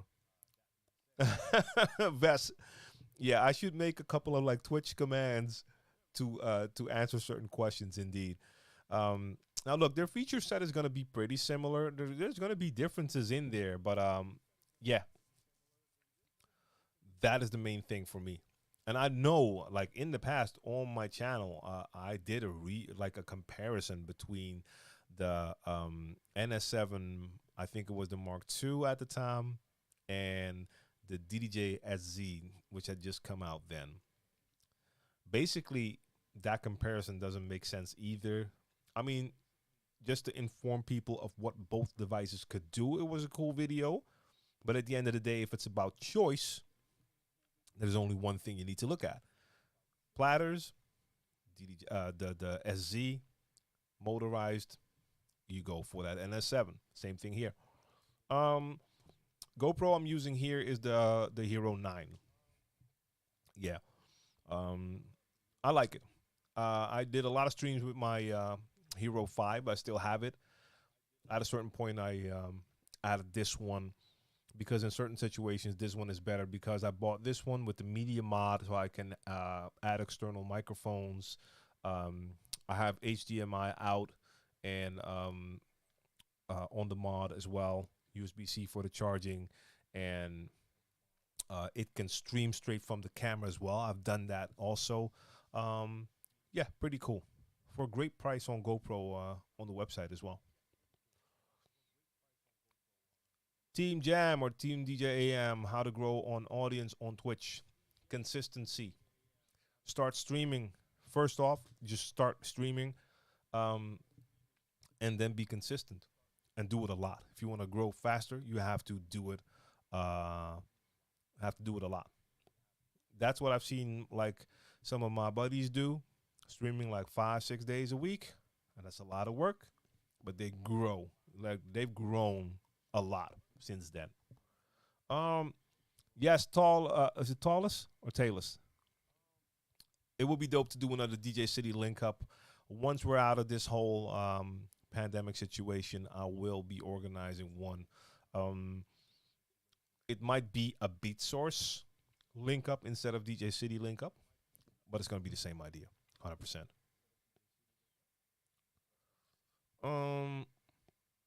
What's the best way for a transition when on set? Scratch it out, use effects like echo out or clean each out. When on set, like to me, there's no best transition. I transition in all sorts of ways. So either beat matching or dropping it on the one. If it's a big BPM switch, I'll do something like with scratching it out or echoes. All sorts of ways, but there's no best. All depends on the situation. Some tracks will just be dope for long transitions. Others are just better for dropping it on the one because you want to hear that intro clean without mixing it. So yeah, it depends.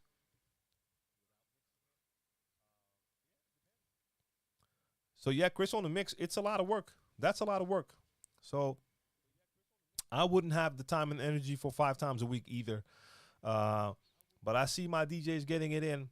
I see their notifications in my inbox like every day, like, hey, going live now, going live now, going live now.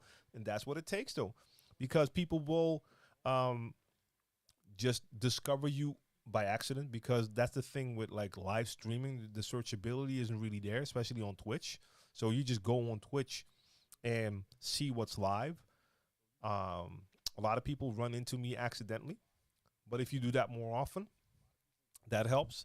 The next thing to do is also be interactive on the platform. So make sure you're checking out other streams and are in those chats as well. And not promoting yourself, just actively being in the chat. So if you see another DJ playing, you're enjoying it, make sure you let that be known in the chat, because that way people also see you. I've been in so many streams where I just saw a DJ play and I was bigging the DJ up. I'll always see like 1, 2, 3, or sometimes way more people like, yo, you're on Twitch. And then they'll check out my channel. So that really works for me. I have an upcoming event on a pontoon boat, and I need a generator.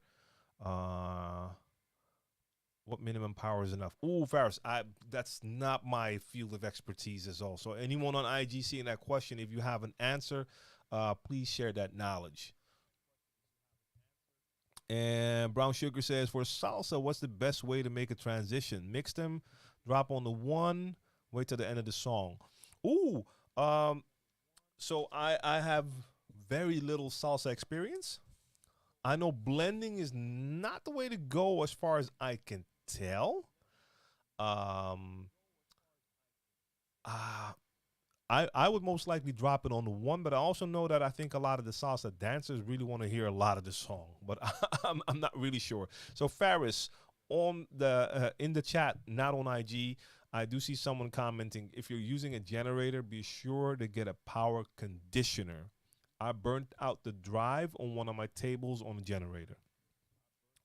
I would not have known that. So I hope that helps you out a little bit. Hey, DJ Giggles, what up? I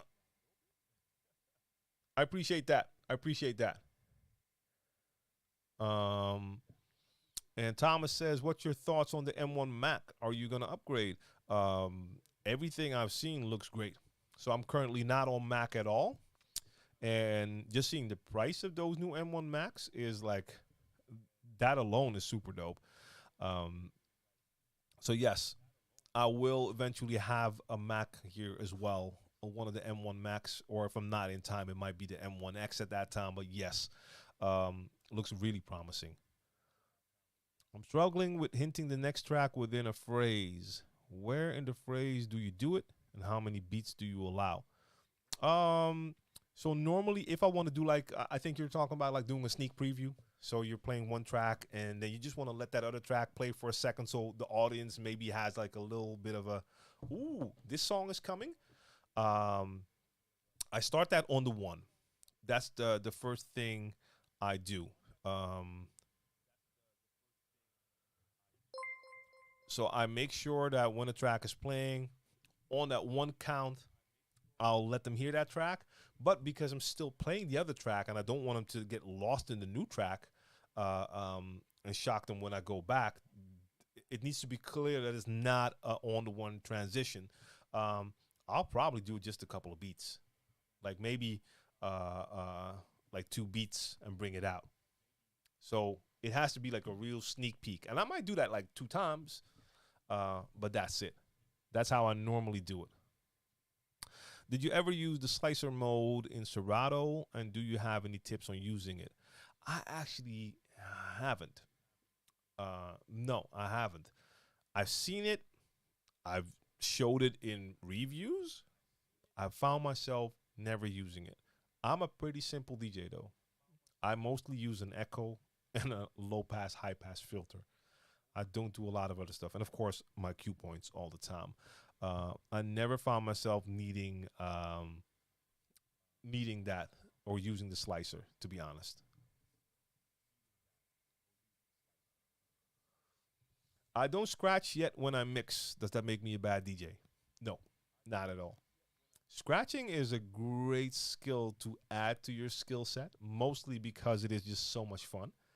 It can sometimes also differentiate just you from the other DJs that are there. If all the other DJs are there and all they can do is just mix it in, either by letting it go or tapping on that cue and then on play, if you can come in and bring in the scratch, that's cool. Do you ever interview other DJs or have plans to?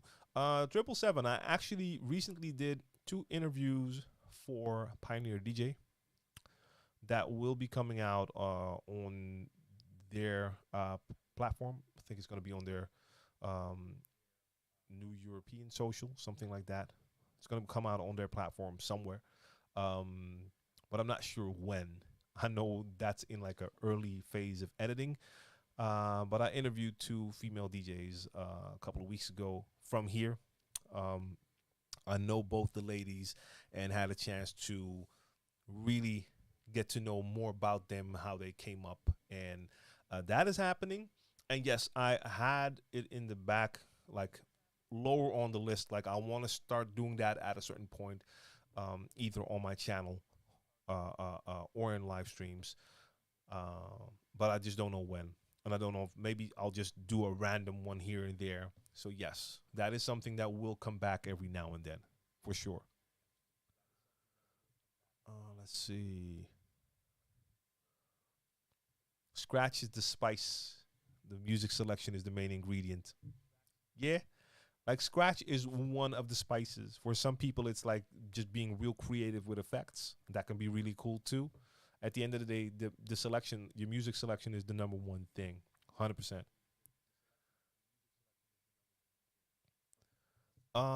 The Mars, I'm currently using a PC to stream from OBS. Um, yeah, I've used both my entire life. In the beginning, it was always Windows computers. At a certain point, I had a MacBook, used that for years for DJing. When that died, I had a Windows laptop, like a Lenovo laptop for a while. Then I went to a MacBook Pro, used that for years. That died. Now I've been using an old Surface Book 1 by Microsoft for like a year, but it's having a hard time keeping up now. My next laptop will most likely be a Mac, but it depends. We'll have to see. Yeah, and I normally, like in the past, I was using my DJ laptop. Lavs, and I see your question. So I was using my DJ laptop for DJing, and then just sending that to the studio computer because that's the streaming computer. But the last like 3 live streams that you see me do, the DJ software was also running from the studio computer. Now, mind you, that studio computer is more powerful than a lot of laptops. So it can handle that with ease. Like it's funny to look at OBS while I'm running Serato on the studio computer and I'm looking at my OBS and it's like only using a couple of percent from the CPU. So it's not even, it's no effort for it. And my GPU can handle it with ease as well. The CPU I have in the studio computer, where are you, Lobson? You're there. I'm using, I'm on an AMD system, and this is a Ryzen 9 3900X that I have in there. Currently have 32 gigs of RAM in there, and that is the SL16, the CAS16, I think. What's it called again? CAS latency? No, I'm mixing a couple of stats up now. But yeah, 32 gigs of RAM, 3600 speed. Sorry. And the GPU is an RTX 2060 Super.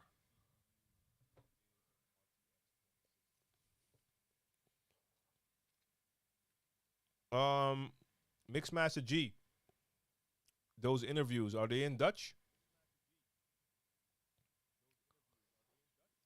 Because if they are, most of our viewers can't really enjoy that. If they have to listen to Dutch interviews. Maybe it's fun for y'all to check out, but do I sell any of my mixers? No. No. And I mean, I don't have a ton of mixers. I have a few mixers. Um, um, Okay, dope. They're in English. So for those on IG who couldn't see, or maybe I'll type it in a little bit later. But there's an interview series with famous Dutch EDM DJs called "Can You Feel It?" Could be cool.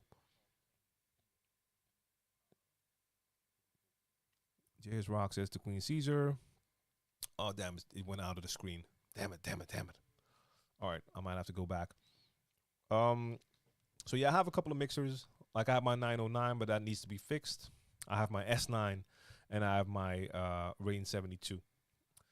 I have a S7 and S11 here right now, but they're not mine, so they'll be going back to Pioneer. And then I have like old Vestax mixers. The old ones I wouldn't sell because they're not even working right, and they're just I have too many great memories with those. So yeah, that's basically it. Okay, let me see what Queen Caesar and Jay's Rock are talking about here because I kind of missed that convo and I'm involved in the convo. How do you know as a DJ when it's the right time for you to start teaching others? Do you think a certain skill set has to be reached beforehand? And JS Rock answered, I would say there's no specific skill that has to be achieved. If you know something and can inspire young artists, share always. Sharing the knowledge is always a plus. Yeah, you know what it is? I think sharing knowledge is always a plus. But if you don't have a lot of experience yourself, I would make sure, and even I do that, I would make sure that you're always just sharing your story. So I never try to bring anything as like set in stone, like this is the way it works. I always make sure I'm just sharing what I know from my experience. That's for me the way um, to go. But like I didn't know when I was ready to do it. I just started doing it. Now, mind you, at that point, I probably had like 15 or 18 years of experience as a DJ, so the knowledge was there. But yeah, you can start at any time. Even if you're a beginner DJ, you could share your journey, and even that could be inspiring to other people. Favorite mixer? I saw that question there. I would have to say the favorite mixer I own would be my S9. I still love my 909, but that's just not in the same conversation by missing the functions on the S9. So the S9 is the favorite one I own. Even though I have a 72, I really like that too. Like I said earlier, I prefer the Pioneer workflow. So my S9 is the favorite mixer I own. I would love to have that S11. Yeah. And JS Rock, no. Don't get me wrong. I really like the fact that you chimed in. So for anyone in any of the chats anywhere looking at both cameras right now, if that's what I love, that's what Share the Knowledge is all about. If you see a question in the chat, even if the question is for me, which the questions are, jump in. You can always share your opinion, experience, and doing that. And if I see it and read it and I can add something on top of that, I will. And sometimes I even miss questions, and then some people in there can help each other out without me even seeing it. So always go for that. Perfectly fine. Let's see. DeMars says, I'm thinking of getting an ATA Mini Pro. Is it worth getting it? Or is there something else that's better? If you're planning to do the multicam setup and you want to have a switcher so you can DJ and switch, then the ATA Minis are great. If you don't need to have the version, like I have the ATA Mini Pro, you can also get the ATA Mini. That's also a video switcher with 4 inputs, just like this one. It is cheaper, a lot cheaper. What the Pro has compared to the normal version, the Pro has the option to live stream straight from the device. I can stream without a computer with my ATA Mini Pro if I needed to. All I have to do, so on the back of it, And you were asking the question here, right? Yeah. So on the back, you have an Ethernet input. I can connect this to the internet and stream without having a computer. So I'm not doing that now. I'm using OBS, but I could use just this device. That's on the Pro version. The normal version doesn't have that. Now, if you don't plan to do that, then you don't need the Pro. You can get the normal version. One other thing that this one has is that it has the multicam view. So it has an HDMI output on there. So I can connect the monitor to this device. And on that monitor, I can then see all of my connections. So if I have 4 cameras connected on that separate monitor, I can see all of those screens. It's cool, but you don't really need it. So a couple of things that are a little bit different. But if you don't need to live stream from that device because you're just going to do it from the computer, then you don't specifically need the Pro. So that's worth taking a look at because that can save you a bunch of money. Big time. No, I haven't used the interfader. I've seen him for years. I've never used it myself. Like, no, that's not true. I think maybe once during a DJ convention when they had like a round table with like a bunch of different gear and everyone was scratching on all gear. I think I might have had a mixer in my hand that had an interfader in there. And I think it felt good. So Magic BB, yes and no. The Elgato Stream Deck works great for camera switching, but it all depends on how, like if you get that, you still need something to connect your cameras to your computer because the ATEM Mini is your capture device at the same time. So if you have a capture device for multiple cameras, you already have that, then of course it makes no sense to buy a switcher. But if you're not there, if you don't have the capture devices yet, then the ATEM Mini makes a lot more sense. So I understand what you're talking about because it's great to have a controller to switch cameras in OBS, but then you need to have capture cards as well. Does the S9 have a flash drive port? A flash drive port? Like the USB hub that you have on the Rane 72 and S7? No. If that's what you're talking about, no. I think that's what you're talking about, Mulberry. You asked the question, right? So the S7, the S11, the Rane 72, they all have the USB hub. The Reloop Elite that I have here has it too. The S9 does not have that.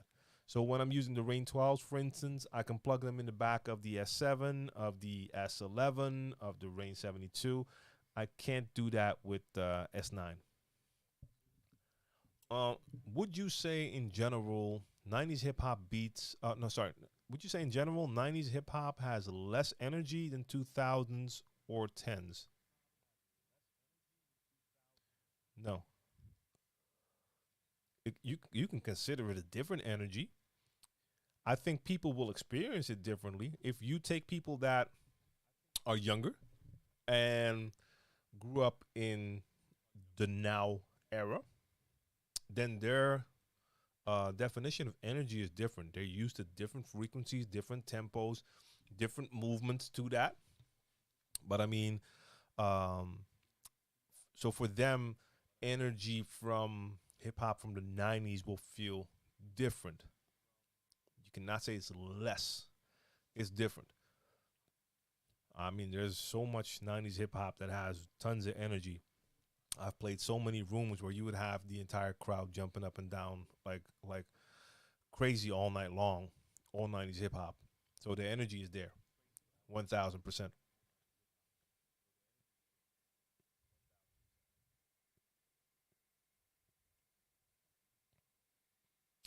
Cocky, what up? I see you. Salute. Eli Touch, what up? We got Brooklyn NY in the building. Video on the Rane One. I don't have a Rane One. I haven't touched the Rane One. If I ever get my hands on the Rane One, I will do a video, but I have no idea when that will happen. Do you convert vinyl to MP3 to use in a set? I have a couple of tracks in my collection that I recorded from vinyl, but only a few.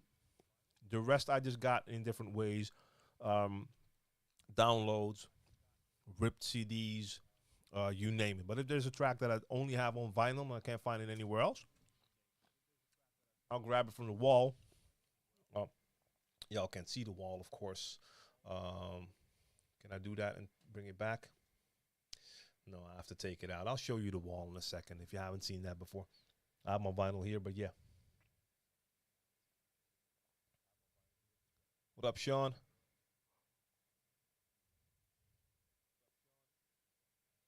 What advice do you have for a beginner DJ that's a year in?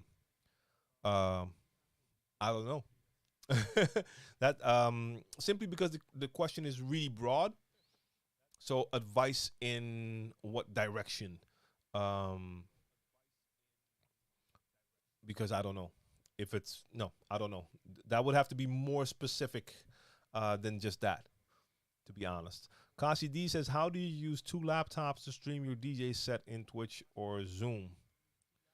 Some people will do that, or a lot of people will do that. They'll have like one computer or laptop for streaming, and they'll have their DJ computer. So when you have that, you'll have to get the audio from the DJ set that's playing to the computer that's streaming. So the output from your mixer will go to either an audio interface that's connected to the streaming laptop, or if there's another way to connect it. And same thing with the video. You're using your DJ laptop for the DJing part and the other laptop for streaming. So your camera has to be connected to the streaming laptop, and the audio from your DJ set needs to go to that streaming laptop as well. JS Rock, no, I've not messed with NDI. I think Mixmaster G is your guy when it comes to NDI. I haven't used it.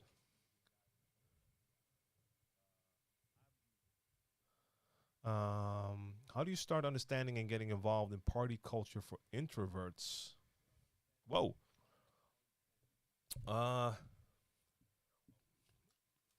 Okay, that's a cool question. I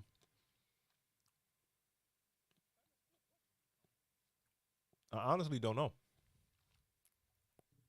Funny thing is, I'm a little bit of both. So I would never consider myself to be an introvert. But the funny thing is, I have my moments. Like I'm not I'm not the guy who's looking for people. I can do really well on my own for a very long time. Of course, I'm a family man now. I'm not talking about that, but I don't need to be around a lot of people. I don't need to go to a lot of parties and whatever. But when I'm with people, I'm as social as can be. And when I'm playing parties, I love playing for people. But I enjoy playing for people way more than I enjoy being in the crowd with people. But man, Callisto, I mean, I really don't know how to answer that beyond that, though. James Rock's my idea of a party is a board game. Yeah, I mean, for a lot of people, that is. And Barnes, salute to you. Appreciate that follow and welcome.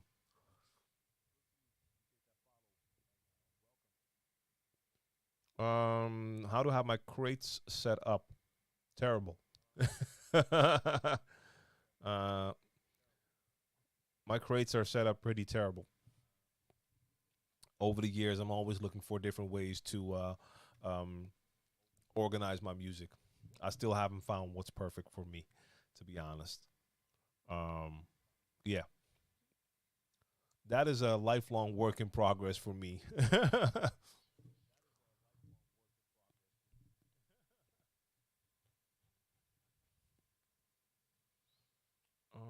Let's see what's going on here. Yeah, Jazz Rock. I don't know why you did that either, but it's all good.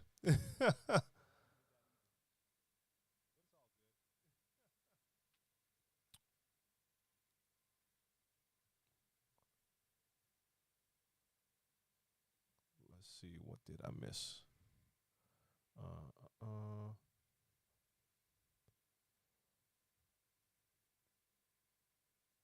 Okay, so how do I start? There's a lot of there's parties everywhere around me, but I don't get invited. What to do? Uh, wow, yeah. I honestly don't really have an answer for that. That's something I have to think about a little longer, Callisto. Yeah.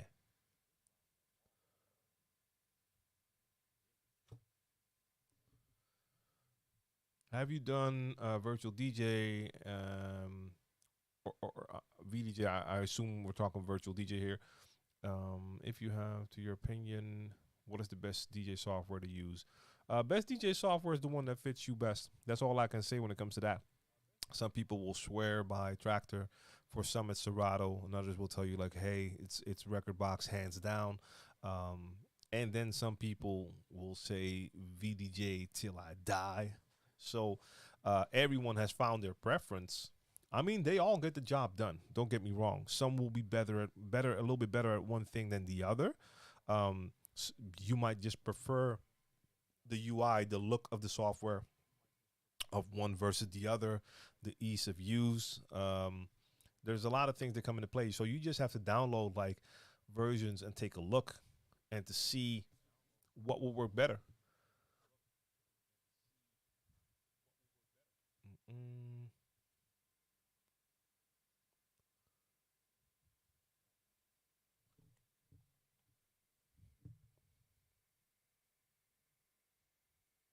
Poly Vibe, what up? Yep, salute to all of you out there. Uh,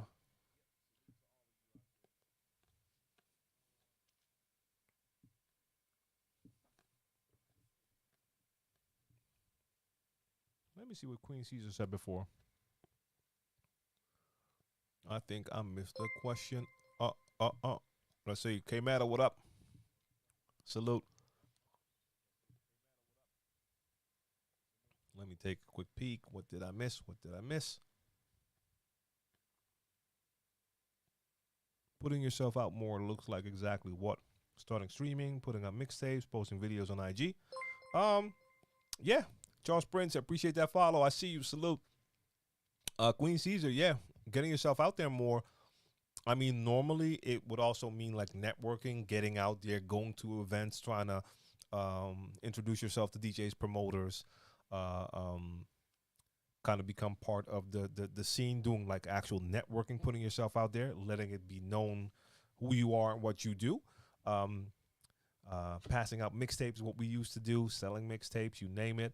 But nowadays, like streaming is also a good thing to do. Streaming, recording it, taking short clips, posting those clips on places like IG. That is a way to get yourself out there more, put yourself out there more. So yeah.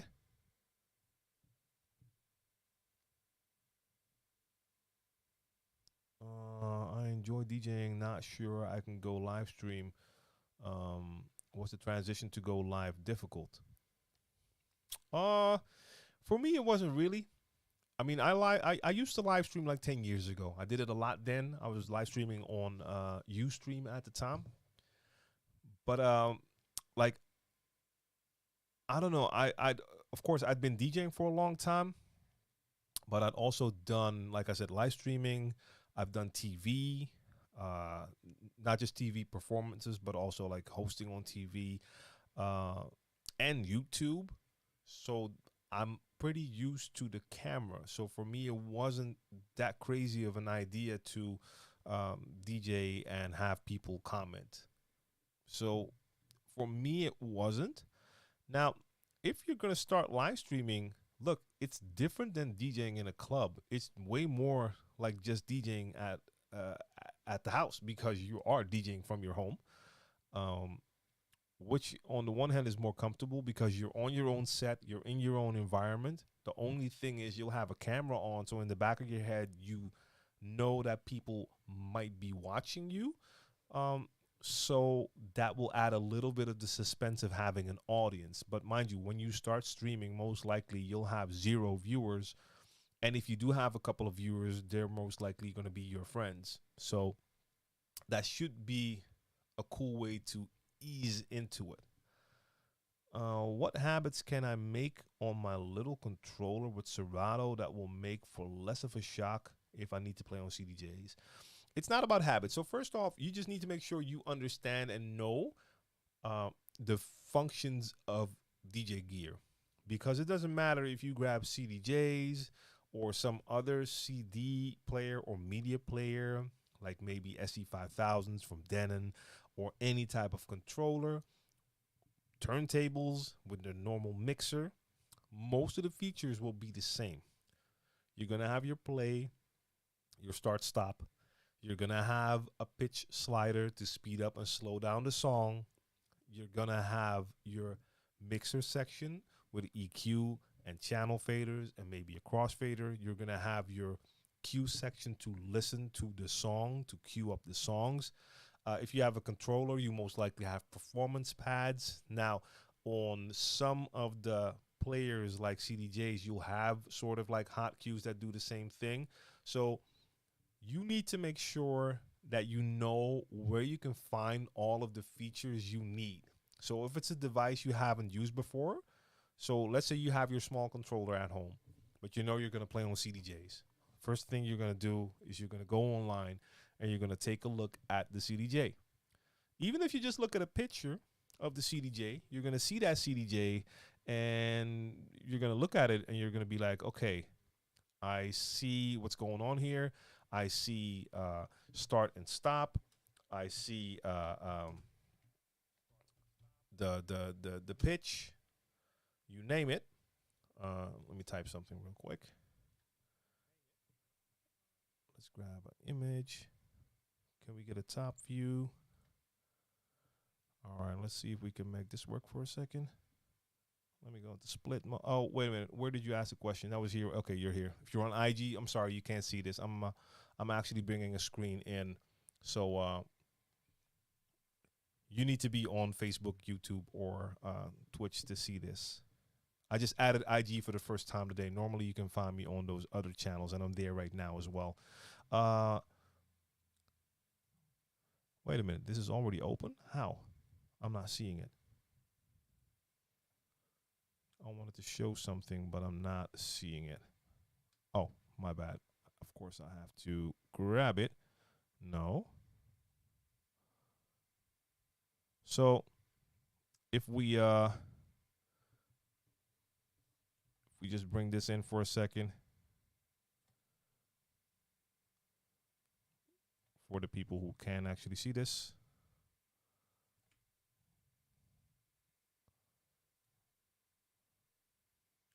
So if you just take a look, you've never seen the CDJ before, you see the CDJ, then you're going to take a look. And of course, there's a lot of things going on the CDJ. There's a lot of buttons there. There's like a screen. You might not have that on your little controller. JS Rock, yes. They should be seeing your comments as well. Yes. But you're going to see a lot of buttons on there that might not look familiar to you. But beyond that is, okay, you have a jog. It might be bigger than the one on your controller, but it's still a jog wheel. It does the same thing. Is the jog wheel more high-tech than your little controller? Yeah, probably. It has a little display in the middle. That's cool, but it is a jog wheel. It works like a jog wheel. You have your start, stop right there. So, okay, that's how I use my start, stop. I have a pitch slider right there. Cool.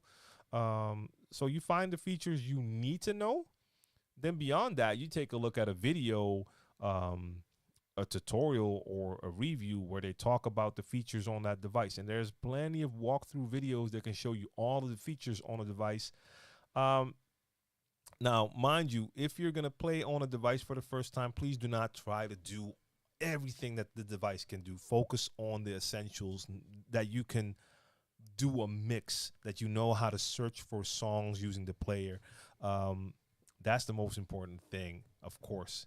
A lot of times when I play on new gear, so I did a couple of live streams last month on the new CDJs, the CDJ 3000. It had a bunch of features on there that I never used during the 2 or 3 live streams I did, because during a live stream, I'm mixing. so I don't have time to experiment with everything. But I tried, like, how do the new jog wheels feel? I messed around with browsing a little bit, of course, and rocked it and had a ton of fun doing it, even though I never used that player before. But it's pretty obvious what you need to use for getting the job done. Wait, let me see that question real quick. Wait. Could you expand on what is likely to go wrong at a wedding? What protocols exactly? Maybe that's a conversation that was already going on.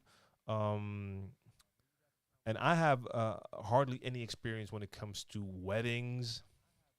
So, like Jay's Rock is saying already, knowing names of the bride and groom. Yeah, I mean, that seems like a rough one to mess up. You don't want to like mispronounce their names. So I've done a couple of weddings, just a few, only weddings from people who really booked me because they used to watch me at parties and they wanted me to play the way I play at those parties. So I didn't have to do like the mobile DJ wedding thing where they're expecting you to do a bunch of things to please all sorts of people there, play all sorts of music. I didn't, I think well, how did I do it there? No, it was different at both parties, but I wasn't like emceeing where I had to like announce the couple when they come in. There's all sorts of things that do go on there. Like there is protocol at weddings. You have to introduce like the new couple. They have the first dance, I believe, so you have to have all of that stuff on point. For most of those weddings, I did 2 or 3. There is like sort of like a wedding planner or organizer there with the tight schedule and everything. They're supposed to take care of most of those things. But like I said, my bookings were kind of different. I was really just booked to rock a party, not to do all the wedding stuff. So I don't have a lot of experience talking about that, to be honest. I never try to speak on things I don't know. So that was my limited experience. How can you improve outside DJ streaming? As in literally DJ live streaming an outside event. Sorry, what would you like to improve? Are you talking about improving your DJing, improving the quality of the stream? That's important information right there. What are we trying to improve? So let me know. XLJ, I appreciate that.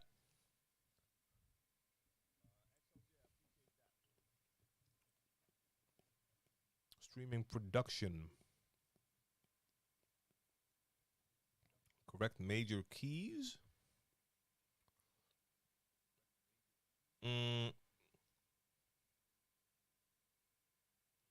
All right, I'm trying to catch on. And just to be clear, the only live events I've done outside were just streaming from my phone, having my little Manfrotto Pixie there with like a clamp and a phone situated on top of the table that had the DJ set on it. So if we're talking about production, that is very low streaming production. That's basically just me having the phone pointed at me while I DJ.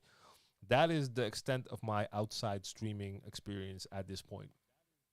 Now, if I would do it again, and Gerald Lee Jans, yes, brain back on 101 bars, ain't no aim bars, salute Rotjoch.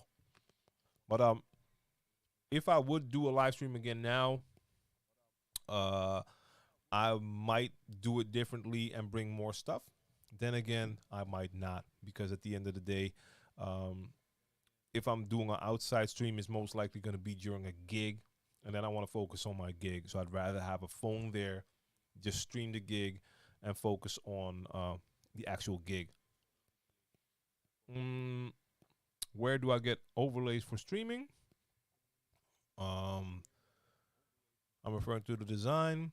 So you can get like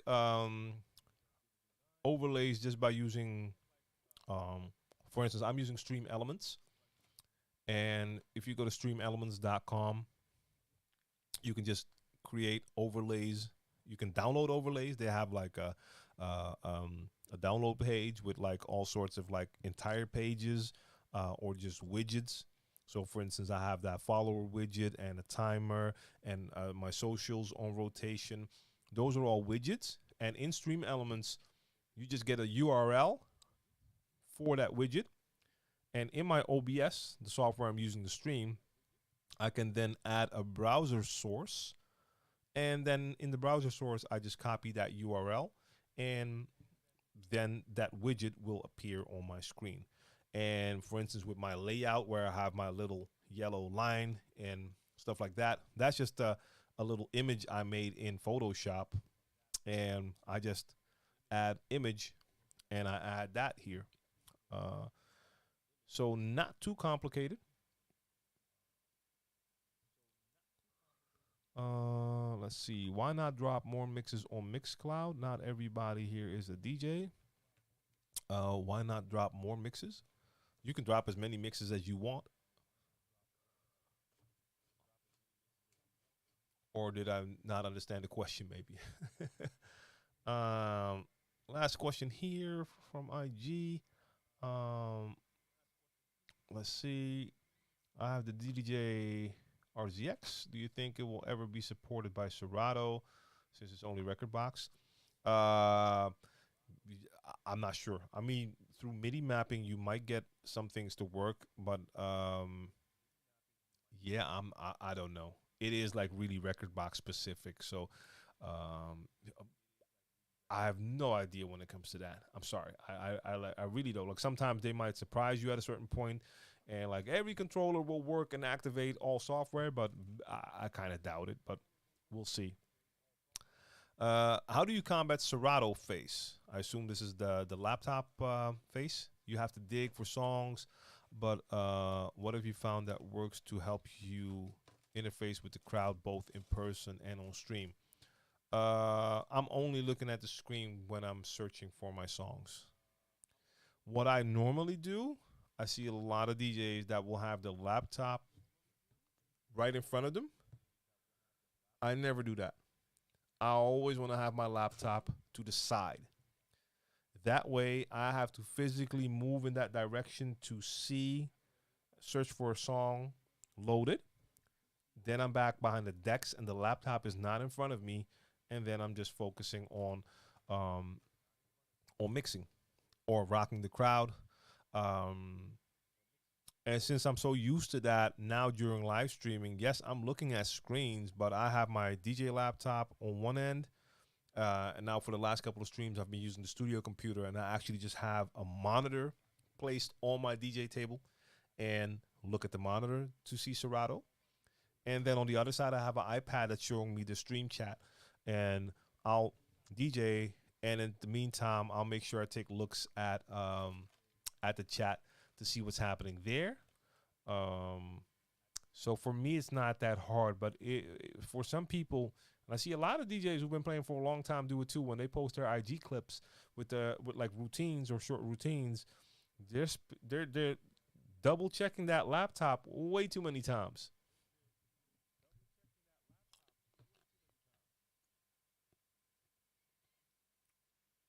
Supposedly Serato works with Rekordbox, but not the other way around. I don't know. Hey, Mealy, what up? Can we talk about how much CPU overlays from Stream Elements and Streamlabs use and how to reduce? Well, to be honest, in my case, I don't see a lot of CPU usage at all because it's a browser source. So my CPU doesn't have to do work for that overlay because it's a browser source. Let me see. Where did my little window go? Where did my stats window go? Stats. All right, let me see.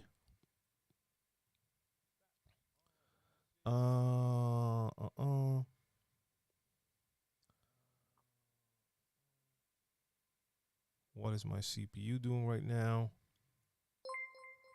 The RAM is pegged at 80% when you stream. Okay. So currently I have OBS open. I have Chrome open. I have Microsoft Edge open. I have the Restream chat app open. And let me do a quick little test for you. I have a bunch of layers open here now. So my current CPU usage is at pretty high, actually. It's at 6.1. So I'm going to turn off my energy alert or Restream chat. Even turn the standard background. Those layers off. Okay. Now let me see the stats again. And my CPU usage is 6.2, 6 point. Okay. I see no difference now with the layers I just took out. And basically I only have like I can take this away as well. Sorry, IG, you're not seeing what I'm doing right now. And Sean, I don't really do routines. And when it comes to selecting tracks, it depends, because I play freestyle, so I don't have to I don't prepare a set, but I will go through crates if I have time. Like a lot of my live streams, I have no time. Like on Monday, I streamed, I did not select anything. I just grabbed the crates I already had. Sometimes I want to put more effort into it. Maybe I have a little theme going on. I want to get certain tracks. I'll go through folders and look for songs that I might play. So coming Monday for my live stream, I'm doing an all vinyl edition. Hopefully I can find the time somewhere to go through my wall and find a bunch of tracks, even though the last 2 times I ended up just grabbing a bunch 5 minutes before I started streaming. But I prefer to look for songs, but it depends. So let me see. So I have no layers open now, just my audio and video in OBS. And what's going on here? Memory usage is at 1.2 gig. So 1.2 gig of RAM is being used right now. So now let me turn all those layers back on. 1, 2, energy alerts back on, Restream chat back on, you back on, and I see no change in my CPU or in my memory usage. And I'm streaming, and at the same time I'm recording the set in OBS as well. So I don't know. I haven't really noticed any of that. Shrey is asking, is it difficult to connect the Rane 12 Mark II to the Numark Scratch Mixer with a laptop and speaker connected? So if anyone knows that, drop it in the chat.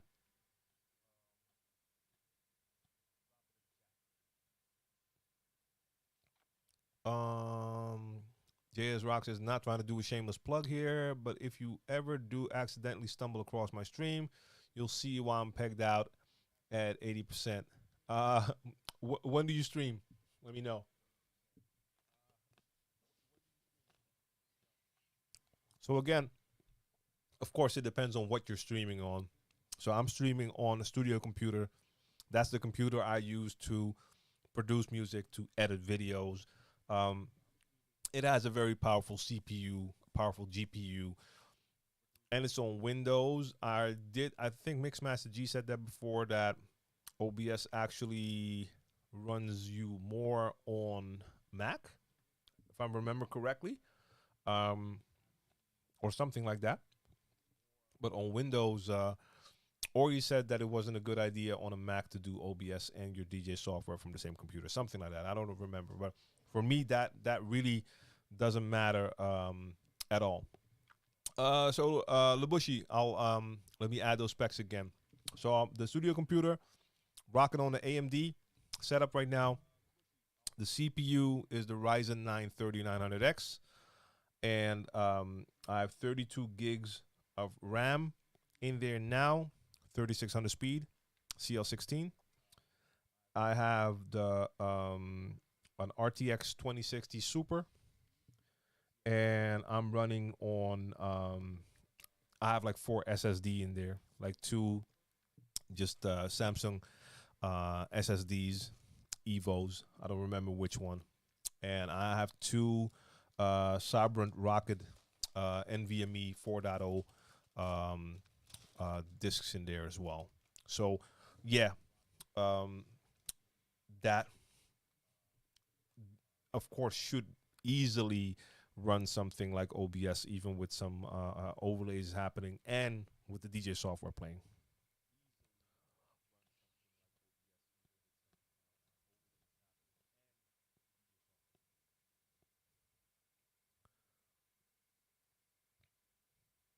Right. I'm Jazz Rock. I'm definitely going to check that out to see what's happening there. All right, Costa Rica. I'll be back on Friday with the certified bangers. Might see you then, and otherwise next time. Um, over here we have a question. How can I join the Saturday sessions? So for those who are not familiar, my normal and Cassidy, no, I have no BPM labels on my vinyl. So that's the tricky part when I do my all vinyl edition, because since digital happened, I started to get used to sorting it by BPM. And when I play with vinyl, I have to revert back to my days of just thinking of, okay, which track would probably fit, and look what I have in my crates, because I just take a little part out of my collection. For those tuning in here, let me just show you real quick. Let me unplug that. So I have to go through that wall right there, and I just pick a bunch of stuff out. So I don't have the entire collection in front of me while I'm streaming. But back to the Saturday sessions question. For those not familiar, I have videos on YouTube on my DJ TLM TV channel called Saturday Sessions. Those are interactive scratch sessions. And what happens during those sessions is I post a video of myself scratching over an instrumental, one of my own beats, and I scratch for a couple of bars, like 4 bars. Then I stop, and there's 4 bars of just beat, and you can just scratch over that from home. Then I go again for 4 bars. So basically, it's a back-to-back session where you can have the feeling of practicing with another DJ. Those are the normal Saturday sessions, so you can always just put on those videos and practice your scratches on the empty parts. If you want to just practice by yourself, you can go to my SoundCloud as well, soundcloud.com/DJ TLM. I have an entire list with free beats and scratch sounds there. Now, if you're referring to that, those are just there. You're probably talking about the Saturday Super Session. Every once in a while, I do a session where I just not upload a video, but I give you the beat, a new beat. Everyone downloads the beat and records themselves scratching over that beat. And then you submit those videos to me. I then select from those videos everyone who did well enough. And I'm not looking for the most advanced scratch DJs, but you have to at least master what you do. So if you can only do the baby scratch, make sure you do that right. I select the videos, and then I edit that into one giant scratch compilation. So if you've never seen those before, I also have those on my channel as well. I can bring an image in for you real quick so you can see. But when it comes to those super sessions, I announce those in advance. And when I announce them, it means I upload a video to let you know, like, hey, this is the new Saturday super session. The link is in the description below to download the beat. And then you'll find like all of the rules and guidelines for that. and that will also tell you where to send the video to, you name it. So I'm just gonna play one in the back real quick. So let me get that split screen. On IG again, y'all can't see this. This is for the people on the other channels. Nothing I can do about that, but just keep this in mind. Remember this for the next time. I'm here every Wednesday. So if you want to watch it, make sure you come check it out on Twitch or on YouTube or on Facebook, because then you can also see anything that I might do when it comes to visuals, because every now and then we might talk about something and I might feel like just grabbing an example. So right now, if you're watching on the other platforms, I just pulled up one of the Saturday super session videos just to show people who don't know what it is. Now y'all can see what it is. Now, no audio, of course. That's going to be a little bit tricky, but for instance, this is the first Saturday super session I did. And here you're going to see all sorts of people from all over the globe. Really cool. People from a bunch of different countries, all scratching over that same beat for a couple of bars, all on different equipment. So some will have like turntable setups. Some are on little controllers. That doesn't matter. It really doesn't matter. So whatever you use, as long as you master the scratch that you're going to perform in that video, then it's all good. Now, I will do one this year, but you have to understand these take a lot of time, and yeah, they take a lot of time and effort, because I have to receive all the videos and then make a mix of that too. My handle is the same everywhere. So the only place where it's different is on YouTube. I do have DJ TLM on YouTube. That's my old channel, but my main channel on YouTube is DJ TLM TV. Anywhere else, my handle is DJ TLM. So mixcloud.com/DJ TLM, Facebook.com/DJ TLM, Instagram.com/DJ TLM, Twitter.com/DJ TLM, Facebook.com/DJ TLM, SoundCloud.com/DJ TLM, Twitch.tv/DJ TLM, LinkedIn.com/DJ TLM, anything, Snapchat, DJ TLM, TikTok, DJ TLM, whatever you can think of, it's DJ TLM. Black Planet, DJ TLM. How about that? If it still exists. Yeah.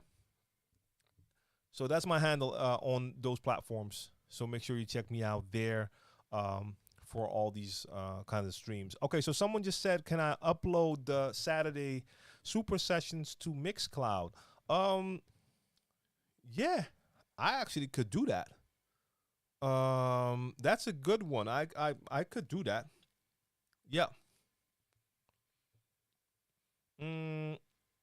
If we wanted to post up pics on our setups on Discord, where would be the best place to do that? I honestly don't know. I have Discord, by the way. I'm on Discord as well, but I haven't used it at all. To be honest, I mean, I do always just go to the platforms, make my account just to have it. Like, I've had my Twitch account for years, and I only started to use it at the end of last year, in whatever, October, September, something like that, even though I had it for years. But I do it just to make sure that I'll have my handle there. So when new platforms arise and you see them, it never hurts to have an account there. So when you want to start using it, you have your name. So I think that's always a good thing to do. So on my Discord, JS Rock, I honestly don't know. Don't I have a specific gear section on my Discord? I would have to look at my Discord again to see. I haven't been there in a minute, yo. It's been a while. It's really been a while since I've been there. I don't even know if I can just, let me see if I can find it. No, open it in the browser.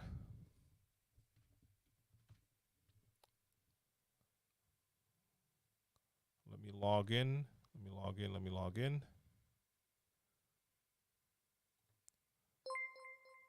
Yes, I'm human. Oh, come on. I got to do the authentication thing. That's on my phone. I'm using my phone right now. Okay, so I'm not going to check right now. Yeah.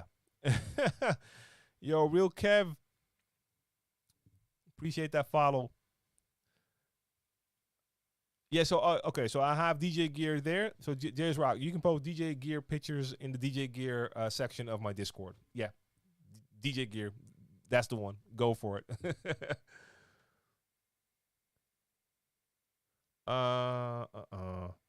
See, I'm about to call it a day. I still have some work to do here. I want to thank all of you for tuning in. I know I missed questions 1,000%. I know I didn't get a chance to big all of you up. But it was a lot of fun, though. It was a lot of fun to do. I'm here every Wednesday. So if this is your first time tuning in, you can find me here every Wednesday at 8 o'clock Central European Time. I think I have to adjust that, by the way, to summer. But it's still, it's the same time. It's 8 p.m. my time. You can find me on all the platforms. If you want to know more about my gear, make sure you check out kit.co/DJ TLM. I have to update it because I have some more gear now, but a lot of it is on there. If you want to see me DJ, I'm here on Friday. On Mixcloud and on Twitch. So make sure you check out mixcloud.com/DJ TLM or twitch.tv/DJ TLM. I'm there on Friday with certified bangers, hip hop and R&B, and maybe some other stuff as well, just having some fun. So make sure you check me out there. Follow me on those channels to make sure you get the notification. And yeah, thanks for tuning in, y'all. So salute to you and you. I'm seeing y'all next time. Salute IG, cutting you off first. Bang. All right. That is gone. Yeah, we can, let me go back. That's that one. And get this one to the end. George Mike, JS Rock, Labushi, all of you, salute. Daniel, oh, real quick, what do I prefer, Mac or Windows? I don't really prefer. I mean, I want to have Mac back in my life as well because, yes, of the Mac ecosystem. I'm working on a Windows computer here, and it's great. It works really great. But I also love working with Mac. I have my iPhone. I have my Apple Watch. I have my iPad. And certain things only work on Mac, so I want to be able to use those as well. Like we got Mixmaster G with his conversion utility, which only works on Mac. And there's a few other things. So I want to have Mac in my life as well. All right, y'all. Check me out. I'll be back on Friday. Yes. Fade to black.